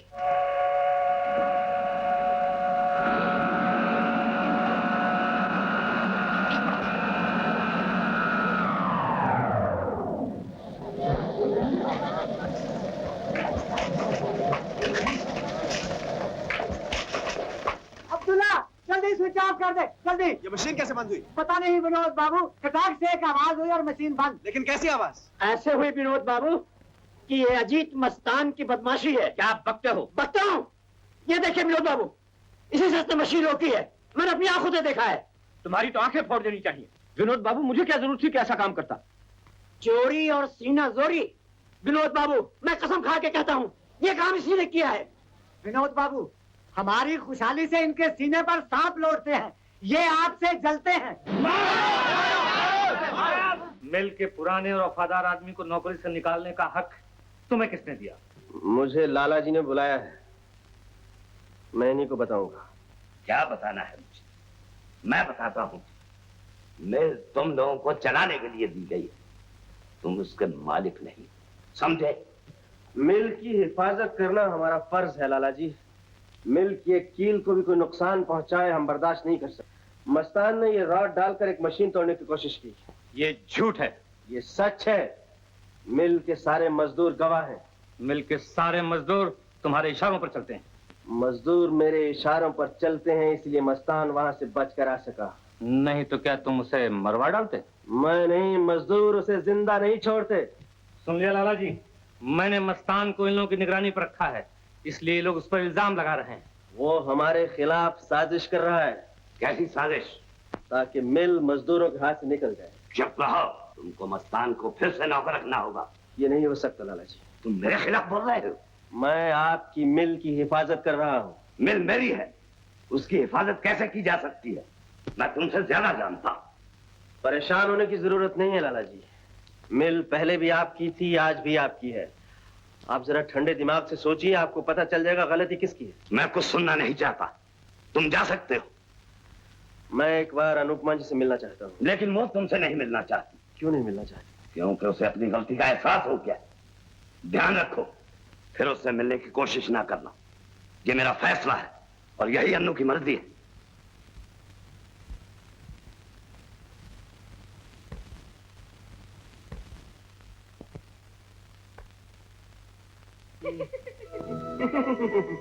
अरे रज्जो की बच्ची, कम से कम मेरे बटन तो लगा दिया कर। अरे ये जो लोहे पत्थर का बदन बना रखा है ना, तो रोज रोज बटन टूटते हैं, अब तो कमीजें भी फटने लगेंगी। तो भगवान कितनी मेहनत मुशक्कत से ये बदन बनाया है, ये पगली एक दिन जरूर नजर लगा देगी। छी छी, कैसी बातें करती है। कहीं बहन की नजर भी भाई को लगती है। लो, विनोद, विनोद, विनोद, तुम्हारी बहन रज्जू बिटिया कहाँ है? रज्जू अपना एक मजदूर है ना लाखन, उसका भाई शांति सागर डैम पर काम करता है। उसने देखा रज्जू को? सुनो तो सही, कह रहा था कि वहाँ शांति सागर डैम पर एक खूबसूरत वाली लड़की काम करती थी। कह रही थी कि मैं मेरे भाई से बिछड़ गई हूँ, इसलिए मजबूरन मुझे ये काम करना पड़ता है। अच्छा वो रज्जू होगी, वो जरूर रज्जू है। चलो मेरे साथ।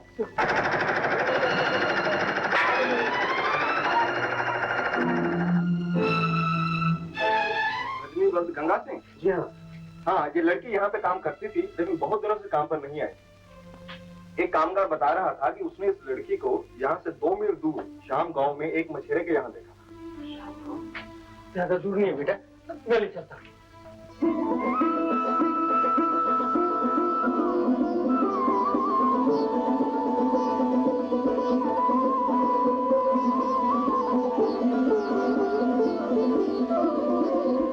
महल से बहती नदी से निकाल लाया था।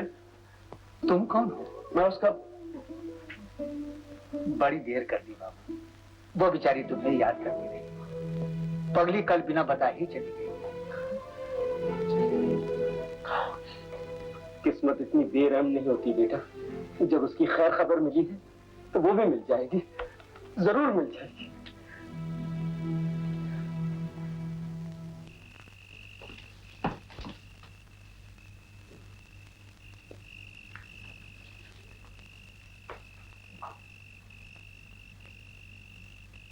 अंधेरे में क्यों बैठे हुए हो? तुम यहाँ? किस सोच में डूबे हुए थे जो मेरे आने का पता भी नहीं चला? तुम तो मुझसे मिलना, मुझे देखना भी नहीं चाहती। वो सब नाना जी ने तुमसे झूठ बोला है। तो फिर इतने दिनों तक मिलने क्यों नहीं आई? मेरा घर से निकलना बंद किया गया है और नाना जी ने धमकी दी है कि अगर मैं बाहर जाऊंगी, तुमसे मिलूंगी, तो वो खुदकुशी कर लेंगे। फिर तो तुम्हें यहाँ नहीं आना चाहिए था। तो फिर न जाने तुम मेरे बारे में क्या क्या सोचते। ये क्या? नाना जी के दिल में मेरे लिए कोई जगह नहीं है विनोद। वो पैसे को ही सब कुछ समझते हैं। ठीक है, समझने दो नहीं। आओ बैठो। विनोद, ऐसा लगता है कि दिनेश नाना जी से मिलकर हमारे लिए कुछ खतरा पैदा कर सकता है। कैसा खतरा? मैं नहीं चाहती कि जिस सपने को मैं सच होते देखना चाहती हूँ वो टूट जाए और हम अपनी मंजिल के रास्ते पर बिछड़ जाए। अनु, सपने ही तो सब कुछ नहीं होते। और फिर तुम ये भी नहीं जानती मैं कौन हूँ, क्या हूँ। विनोद, किसी को जानने के लिए उसका इतिहास नहीं, अपने आप को जानना जरूरी है। तुम ठीक कह रही हो, लेकिन मैं तुम्हारे नाना जी के बारे में सोच रहा था। अगर तुमने उन्हें छोड़ दिया, वो संसार में अकेले रह जाएंगे। अनु, मैं चाहता हूँ तुम उनके पास रहो, उनके असूल बदलने की कोशिश करो। इसका ये मतलब नहीं कि मैं तुमसे प्यार नहीं करता। अनु, मैं तो तुम्हें अपनी जान से भी ज्यादा प्यार करता हूँ।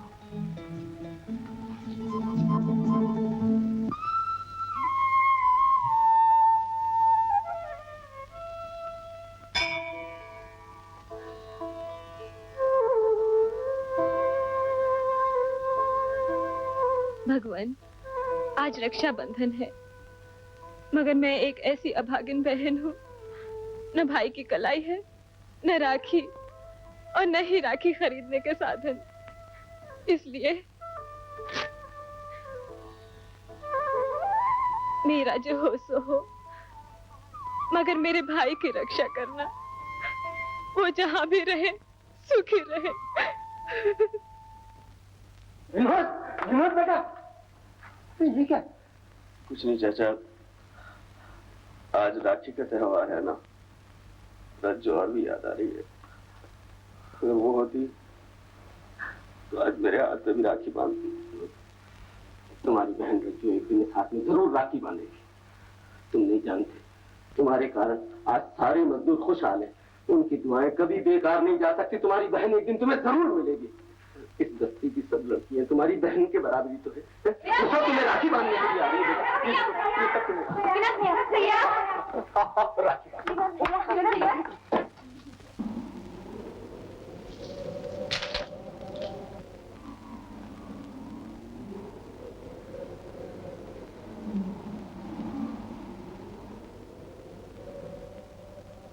प्रिय बहन रजनी, तुम जहां भी हो, इस विज्ञापन को पढ़ते ही फौरन देश में चली आओ।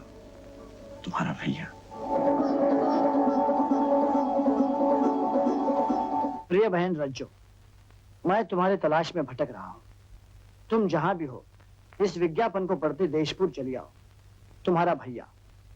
यह अजीब इश्तिहार है। मैं कहता हूँ ये अजीब नहीं बल्कि भेद भरा इश्तिहार है। वो तो इत्तेफाक है कि मेरी नजर पड़ गई। तुम मेरी मदद कर सकते हो क्योंकि तुम देशपुर थाना के इंचार्ज हो और उस दिन जेल में भी तुम अजीत को देख चुके हो। अजीत? हाँ देखा तो था, लेकिन उस वक्त उसे दाढ़ी मूछें थी और इस बात को कई महीने हो चुके और फिर उसकी शक्ल ठीक तरह से याद भी नहीं। हम पुलिस वाले तनख्वाही सी बात की पाते हैं कि जिसे जमाना न पहचान सके हम पहचान लें, और एक दोस्त के नाते इसीलिए तुम्हें बुलाया था। लेकिन तुम्हें शक कैसे हुआ कि अजीत रज्जो नाम के एक लड़की का भाई है? एक लड़की का नहीं, बहन का भाई है जिसका नाम रजनी है, जिसे वो बचपन से रज्जो कह के पुकारता है। ये है अजीत की फोटो।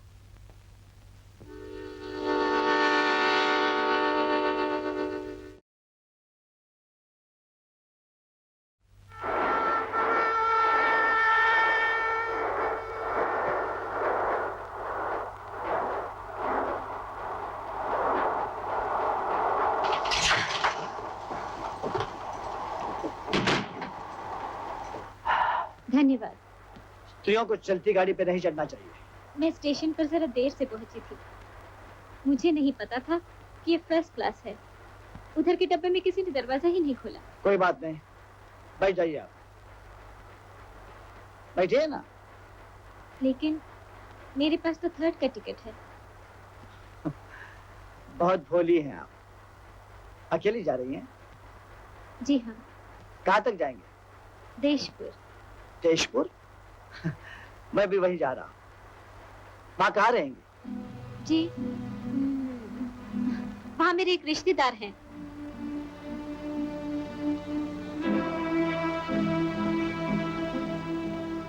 चाय पियेंगे आप? जी।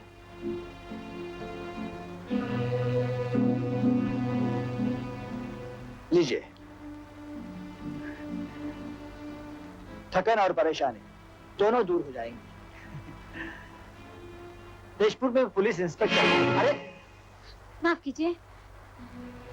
अब तो बैठ जाइए प्लीज।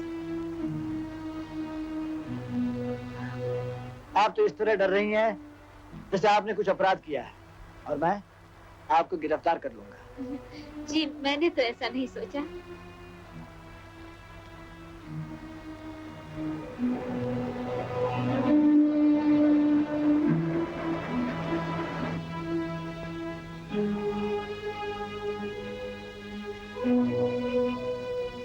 टांगे वाले, तुम अजीत सिंह का घर जानते हो? जी जानता हूँ। मुझे वहाँ ले चलोगे? बैठो।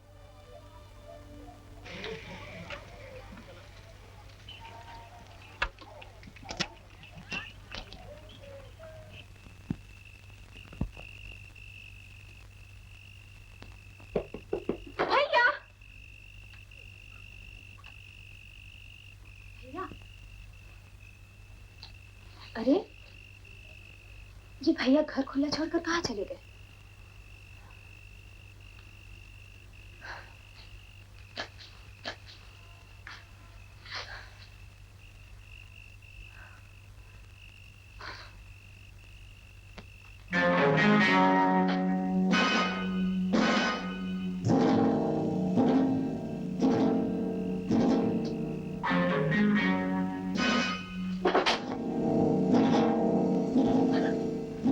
कौन हो तुम? भैया कहाँ है? मैं एक वक्त में सिर्फ एक बात का जवाब देता हूँ। मेरा नाम अजीत सिंह है। झूठ बोल रहे हो, तुम मेरे भैया नहीं हो। नहीं, तुम जैसी हसीन और खूबसूरत लड़की का भाई होना मैं लानत समझता हूँ। मैं पूछती हूँ भैया कहाँ है? यहाँ तो नहीं। कहाँ चले? जाने तो मुझे, मैं तो अपने भाई का घर समझकर यहाँ आई थी। ये तुम्हारे भाई का घर नहीं, कसाई का घर। मैं कसाई हूँ, और अगर इस घर से तुम बिना जुबा हुए चली गई तो मेरी इज्जत मिट्टी में मिल जाए। मेरे नजदीक मत आओ। तुम मेरे नजदीक आ जाओ। भगवान के लिए मुझे छोड़ दो। लो छोड़ दो। जाओ।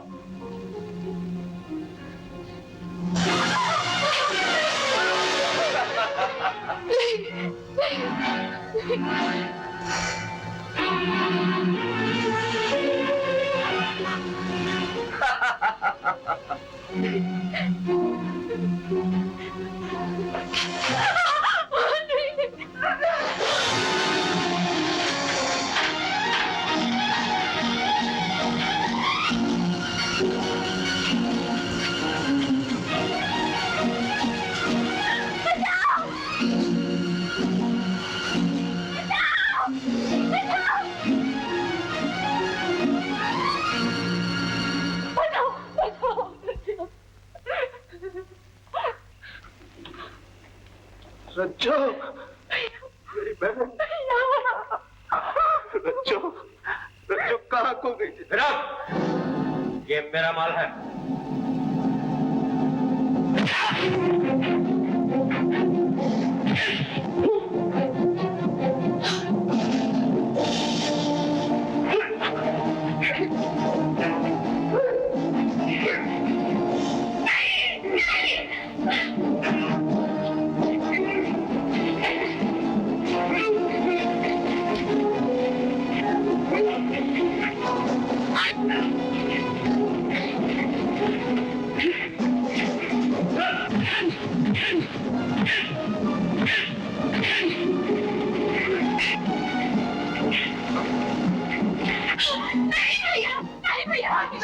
नहीं छोड़ूंगा। तुम्हें मेरी कसम भैया, इसे मत मारो।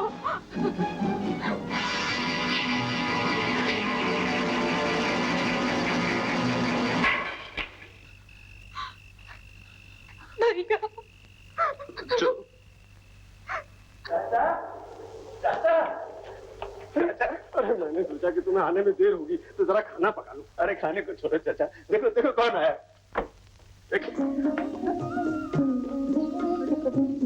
चाचा, अरे रजनी बेटी। चाचा तुमने पहचान दिया। अरे जिसको देखने के लिए तुम इतने हफ्ते से बेचैन थे, क्या मेरे मन की आंखें उसे पहचान नहीं सकती? बेटा मगर मिली कैसे? बस ये समझे चाचा जी कि भगवान ने मेरी जीवन रक्षा के लिए भैया को भेज दिया। अरे मैंने कहा था ना कि जिस भगवान ने भाई बहन को जुदा किया है, एक दिन वो उन्हें जरूर मिलाएगा, जरूर मिलाएगा।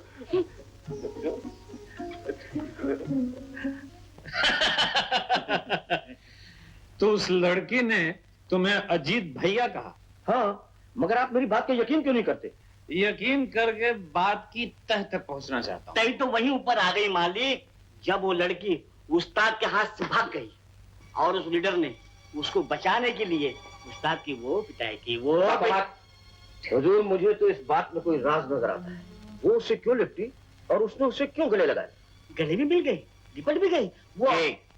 लेकिन जिस आदमी के बारे में कभी ये सुना ही नहीं कि उसका भी कोई है, ये अचानक लड़की कहाँ से पैदा हुई? पैदा तो बहुत पहले की हो चुकी होगी मालिक, पर ये सोचिए कि वह यहाँ आई कैसे। मैं तो कहता हूँ कि जरूर कुछ ताल में काला है। हाँ, इस काले की जानकारी हासिल करनी होगी।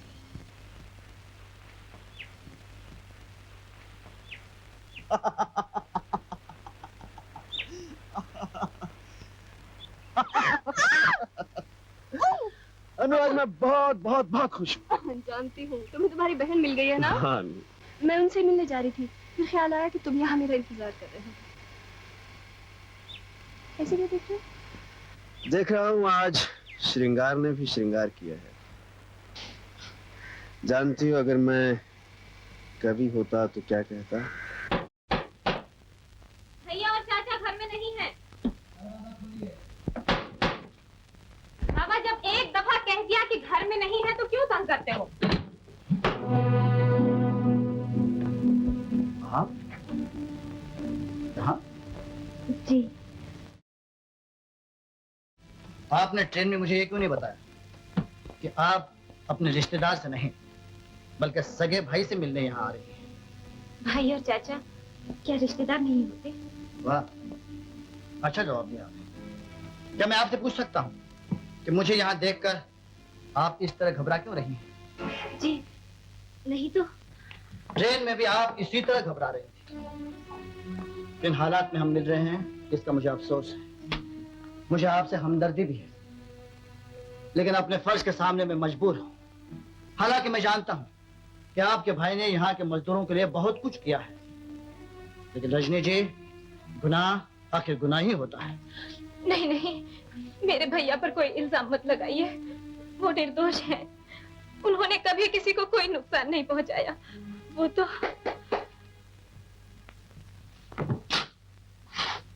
अरे रमणीश जी, आप यहाँ?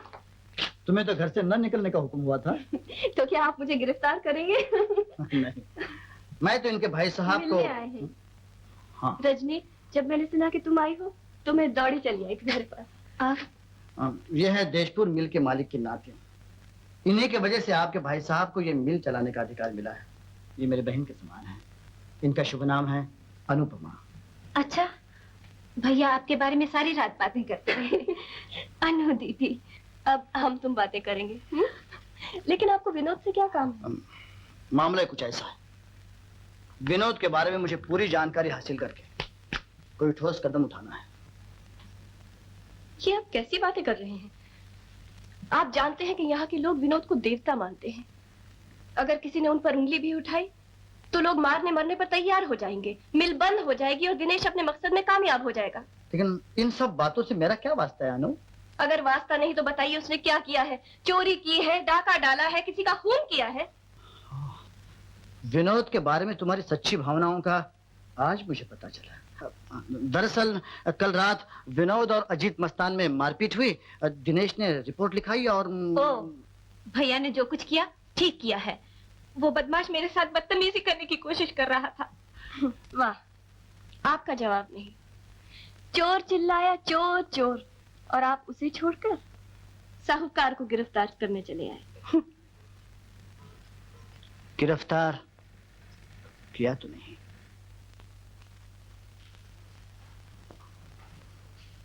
आप आ गई?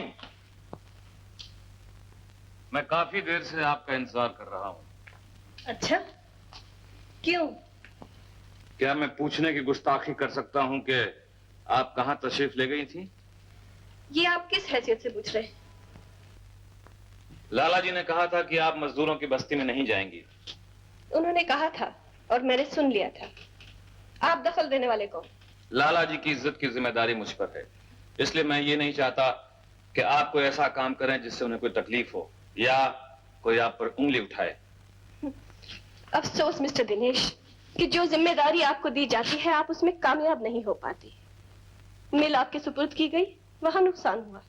मुझ पर निगाह रखने का काम सौंपा गया तो नाना जी की इज्जत का सवाल उठ बैठा। अनु जी, आप मेरा अपमान कर रही हैं। अपमान उसका होता है मिस्टर दिनेश जिसका कोई सम्मान हो। आप जा सकते हैं। लाला जी, अनु जी वापस आ गई। वापस आ गई? जी। तो क्या वो घर से बाहर गई थी? जी हाँ। कहाँ? मैंने ये पूछा तो मुझसे कहने लगी, आप कौन होते हैं पूछने वाले। उन्होंने तो मुझे इस घर से निकल जाने तक के लिए कहा, लेकिन मैं आपके लिए अपना फर्ज कैसे भूल सकता हूँ। वो विनोद से मिलने के लिए गई थी। इस लड़की के तो पर निकल आए। बुलवाओ उसे। बुलाकर डांटने या समझाने से कोई फायदा नहीं लाला जी। वो विनोद की शय पे काफी आगे जा चुकी हैं। उन्हें अपने भले या बुरे का कोई ज्ञान नहीं। मैं इस विनोद का खून करवा दूंगा, खून। लाला जी, आज 20 साल पहले का जमाना नहीं रहा। जल्दबाजी और जोश में सब कुछ चौपट हो सकता है। अगर आप चाहें तो मैं आपको एक सलाह दूं। क्या?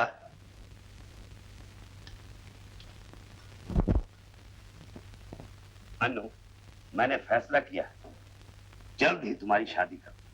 लड़का भी घर में मौजूद है। दिनेश। ये कभी नहीं हो सकता नाना जी। क्या तुम मेरे फैसले से इनकार करती हो? जी, इसलिए कि ये आपकी नहीं मेरी जिंदगी का सवाल है। अगर मैं हुक्म दूं तो मैं आपका ये हुक्म मानने से इनकार करती हूँ। खामोश रहो। ये तुम नहीं, तुम्हारी आवाज में विनोद की जलालत बोल रही है। ये जलालत नहीं, हकीकत है जो मुझे विनोद से नहीं बल्कि अपनी माँ की भटकती हुई आत्मा से मिली है। मेरी माँ जो आपकी बेटी थी, जिसके लिए आपके दिल में कोई हमदर्दी नहीं थी, कोई प्यार नहीं था, जो आपके जुल्म का शिकार बन गई और जिनकी मौत की जिम्मेदारी आप पर है। अनु, तुम मुझ पर बहुत बुरा इल्जाम लगा रही हो। इल्जाम तो ये भी है कि आपने मेरे पिता का खून कराने की कोशिश की। आप समझे कि वो पागल हो गए, मर गए, लेकिन आपको ताज्जुब होगा कि वो जिंदा है और सही सलामत है। क्या? हाँ, और जब मुझे ये सब मालूम हुआ तो मेरा दिल नफरत से भर गया। मैं आपको माफ न कर सकी, लेकिन फिर भी मैं आपके साथ रही, सिर्फ इस उम्मीद में कि शायद आप संभल जाएंगे, बदल जाएंगे और मैं अपनी माँ के अरमान पूरे कर सकूंगी। तो तुम्हारे दिमाग में विनोद ने ही नहीं बल्कि विशाल ने भी जहर भर दिया है। जहर भरा है आपके दिमाग में दिनेश ने, मेरे खिलाफ, मजदूरों के खिलाफ। मैं सोचती थी कि मालिक और मजदूर फिर एक हो जाएंगे। मैंने सिर्फ तुम्हारी खुशी के लिए मजदूरों को मिलती थी। मुझे नहीं मालूम था कि तुम उन लोगों से मिलकर मेरे ही खिलाफ साजिश करो। याद रखो, मिल पर आज भी मेरा कानूनी हक है। अगर तुम पास ना आए तो तुम्हारा मेरे से कोई वास्ता नहीं रहेगा और मैं तुम्हें अपनी दौलत से बेदख्त कर दूं। आप भी याद रखिए कि मैं एक मजदूर बाप और हमदर्द माँ की बेटी हूँ, गरीबों के खून से बनी हुई हूँ। ठोकर मारती हूँ आपकी दौलत को। इस दौलत को आप ही ओढ़िए और बिछाइए ताकि ये दुनिया याद रखे, अच्छी तरह याद रखे कि दौलत के नशे में आप अंधे हो गए थे, बेरहम हो गए थे, जालिम हो गए थे, खुदगर्ज हो गए थे। मैं जा रही हूँ नाना जी, हमेशा के लिए।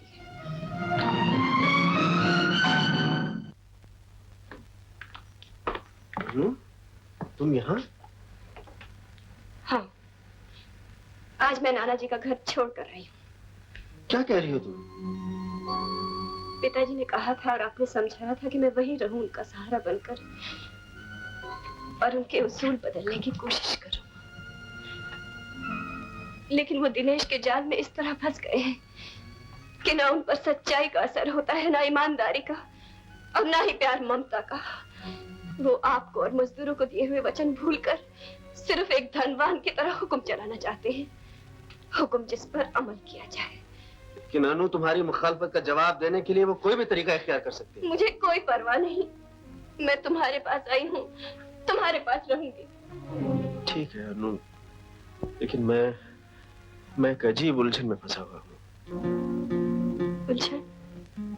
हाँ, मैंने कई बार तुमसे कहना चाहा, मुझ में हिम्मत नहीं हुई। तो अब कह दो। अनु, मैं एक अभागा इंसान हूँ। तुम्हारी हमदर्दी ने मुझे एक नया रास्ता दिखाया है। तुम्हारा प्यार मुझे जिंदगी में सब कुछ दे सकता है, लेकिन तुम्हारे और मेरे बीच दुनिया की कोई ताकत नहीं आ सकती विनोद। है क्या? कानून। कानून? मैं बालिग हूँ, मुझे नाना जी का एक पैसा नहीं चाहिए। मैं नहीं चाहता मेरी वजह से तुम्हारा भविष्य बिगड़े। भविष्य तुम्हारी वजह से बिगड़ेगा नहीं, बनेगा विनोद। तुम नहीं समझ रही अनु, कानून की नजरों में मैं एक फरार मुजरिम हूँ। मुजरिम? हाँ, मुझ पर खून का इल्जाम है, एक ऐसे आदमी के खून का इल्जाम जिसने मेरी बहन की इज्जत लूटने की कोशिश की। वो इंसान नहीं, हैवान था। मैंने रज्जो से सब कुछ सुन लिया। हाँ अनु दीदी, पिस्तौल की गोली अनजाने में चली थी। वो कमीना भैया को मारने की कोशिश में खुद मरा और इल्जाम इन पर लगा। मैंने अपील भी की थी, लेकिन जब मुझे पता चला रज्जो घर से चली गई, तब मैं एक डाकू की मदद से जेल से फरार हो गया। उस रात ट्रेन में जब तुमसे मिला, तब भी मैं इसी की तलाश में भटक रहा था। लाला जी, अन्नू जी वापस नहीं आएंगी और मिल भी हमारे हाथ से गई। रणवीर को बुलाओ, अन्नू के भगाने के इल्जाम में विनोद और विशाल को गिरफ्तार किया जाए। अन्नू जी अपनी मर्जी से गई हैं और वो बालिग हैं। तो फिर मिल बंद कर दो, जब लोग भूखों मरेंगे तो पता चल जाएगा। लाला जी, मिल हमने मजदूरों को बाकायदा एग्रीमेंट करके दी है, इसीलिए हम विनोद के खिलाफ भी कोई कार्रवाई नहीं कर सकते। मैंने बिना सोचे समझे अन्नू की उस वक्त बात मान ली, अब क्या होगा? मेरे पास एक तरकीब है जिससे सांप भी मर जाए और लाठी भी नहीं टूटे। वो क्या? अगर आप इजाजत दें तो बारूद लगाकर मिल को उड़ा दिया जाए। ये क्या बक रहे हो? यही एक तरीका है लाला जी, एक तीर और दो निशाने। मिल का नुकसान इंश्योरेंस कंपनी दे देगी और मैं ऐसे गवाह तैयार कर लूंगा जिससे यह साबित हो जाएगा कि विनोद और विशाल ने मिल में आग लगाई है। आपके एक इशारे पर रणवीर उन्हें गिरफ्तार कर लेगा और फिर अन्नू जी को लाचार होकर आपके पास आना पड़ेगा। अजीत जी, इसे गौर से देखो, ये मिल का नक्शा है। यहाँ डायनामाइट लगाकर हम मिल को उड़ा सकते हैं और उसके बाद विनोद और उसके साथियों को आसानी से कानून की जाल में फंसा सकते हैं।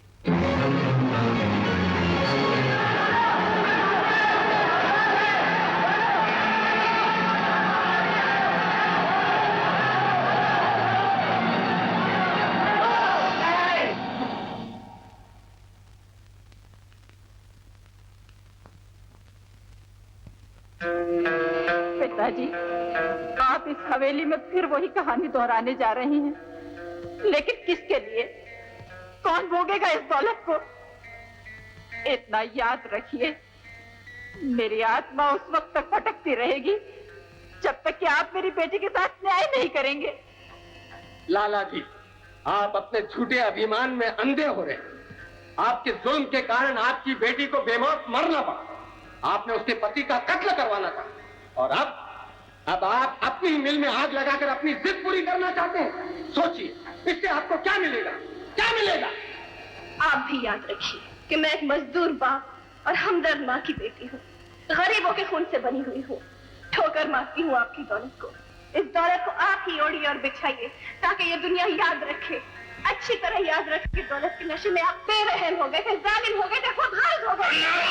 वाह लाला जी, अपना ही घर फूंक कर तमाशा देखना चाहते हैं आप? बदले की आग ने आपको पागल बना दिया है, जो अच्छे बुरे की तमीज भी आपको नहीं रही। मिल आपकी है, शौक से आग लगा दीजिए, लेकिन इतना याद रखिए कि इस मिल की राख से जो धुआं उठेगा वो गरीब मजदूरों के बच्चों की आहें होंगी, जो आपको कभी चैन की नींद नहीं सोने देंगी।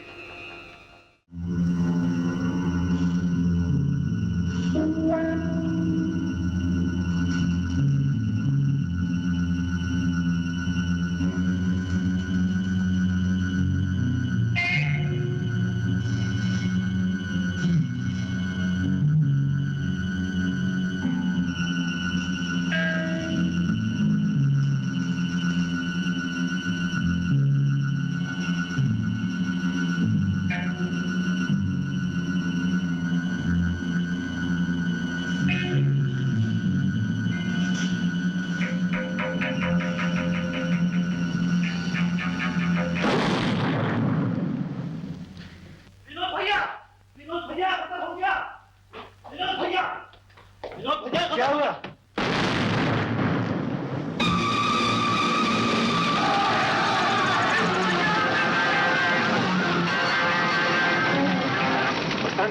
तुम्हें वापस से जोड़ जाओ।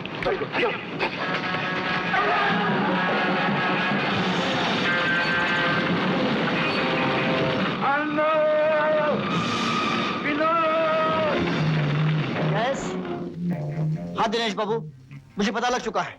मैं अभी पुलिस को लेकर वहां पहुंचता हूँ। आप नहीं जानते इंस्पेक्टर साहब, बदला लेने के लिए आग विनोद ने लगाई। क्या कहा?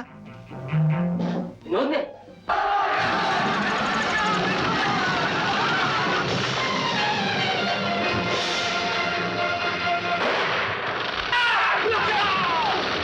बदमाशों ने कहां बारूद लगाया है?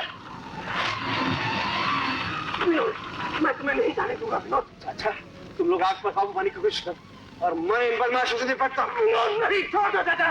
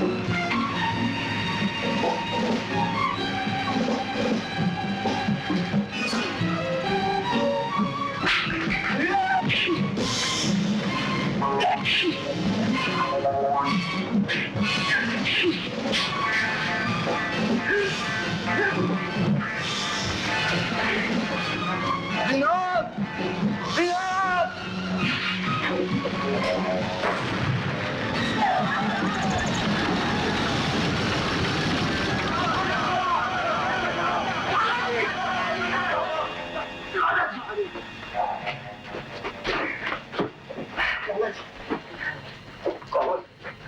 मैं विशाल।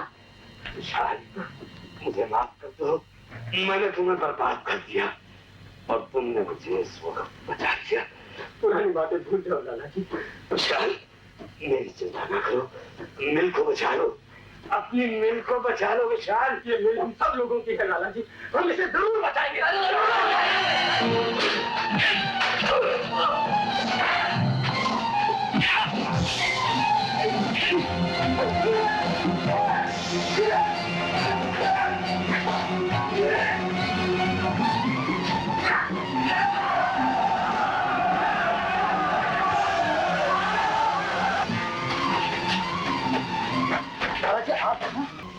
घबराए नहीं लाला जी, ये सब करतूत विनोद की है। मैं उसे अभी गिरफ्तार करता हूँ। नहीं नहीं रणधीर, विनोद देखना। क्या? ये सब कसूर मेरा है।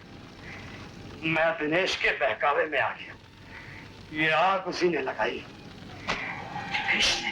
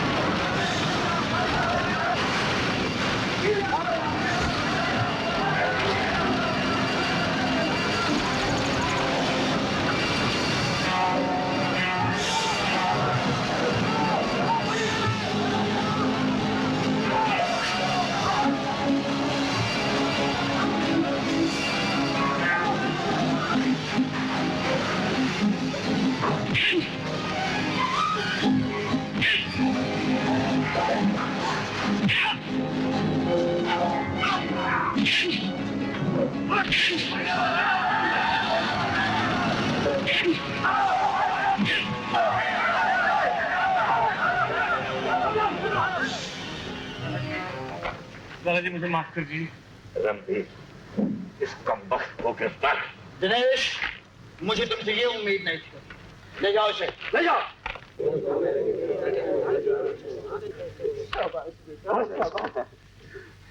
पहले तुमने मजदूरों को नई जिंदगी दी और आज तुमने मील की रक्षा की। तुम्हारे लिए तो बड़े से बड़ा इनाम भी थोड़ा है बेटा। विनोद भैया की, विनोद भैया की, विनोद भैया की।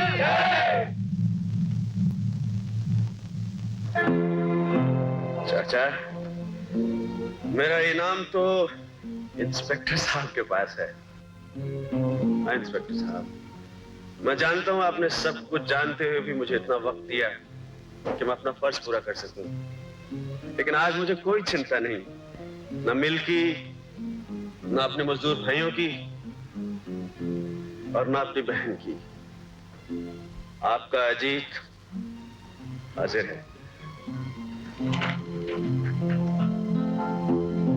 मैंने खुद अपनी आंखों से देखा था, जब बलदेव ने अजीत को अपनी पिस्तौल का निशाना बनाया तो अजीत ने उसका हाथ पकड़ लिया था। इसके बाद दोनों में काफी हाथापाई हुई और इस छीना झपटी में बलदेव अपनी पिस्तौल से खुद अपने ही हाथों मारा गया। न सिर्फ भाई बहन के प्यार की मिसाल अदालत के सामने मौजूद है, बल्कि एक ईमानदार और दूसरों के लिए अपनी जान पर खेलने वाले अजीज से भी लोगों को नसीहत देनी चाहिए। मुकदमे के हालात और खास तौर पर गवाह मोती के बयान पर यकीन करते हुए मैं मुल्जिम अजीज सिंह को बलदेव सहाय के कत्ल के इल्जाम से बाइज्जत बरी करता हूं। लेकिन जेल से भागने का जुर्म अजीज सिंह के खिलाफ साबित है, मगर मुल्जिम जो सजा पहले ही भुगत चुका है वो इंसाफ के मकसद को पूरा करती है, इसलिए मुल्जिम अजीज सिंह को रिहा किया जाए।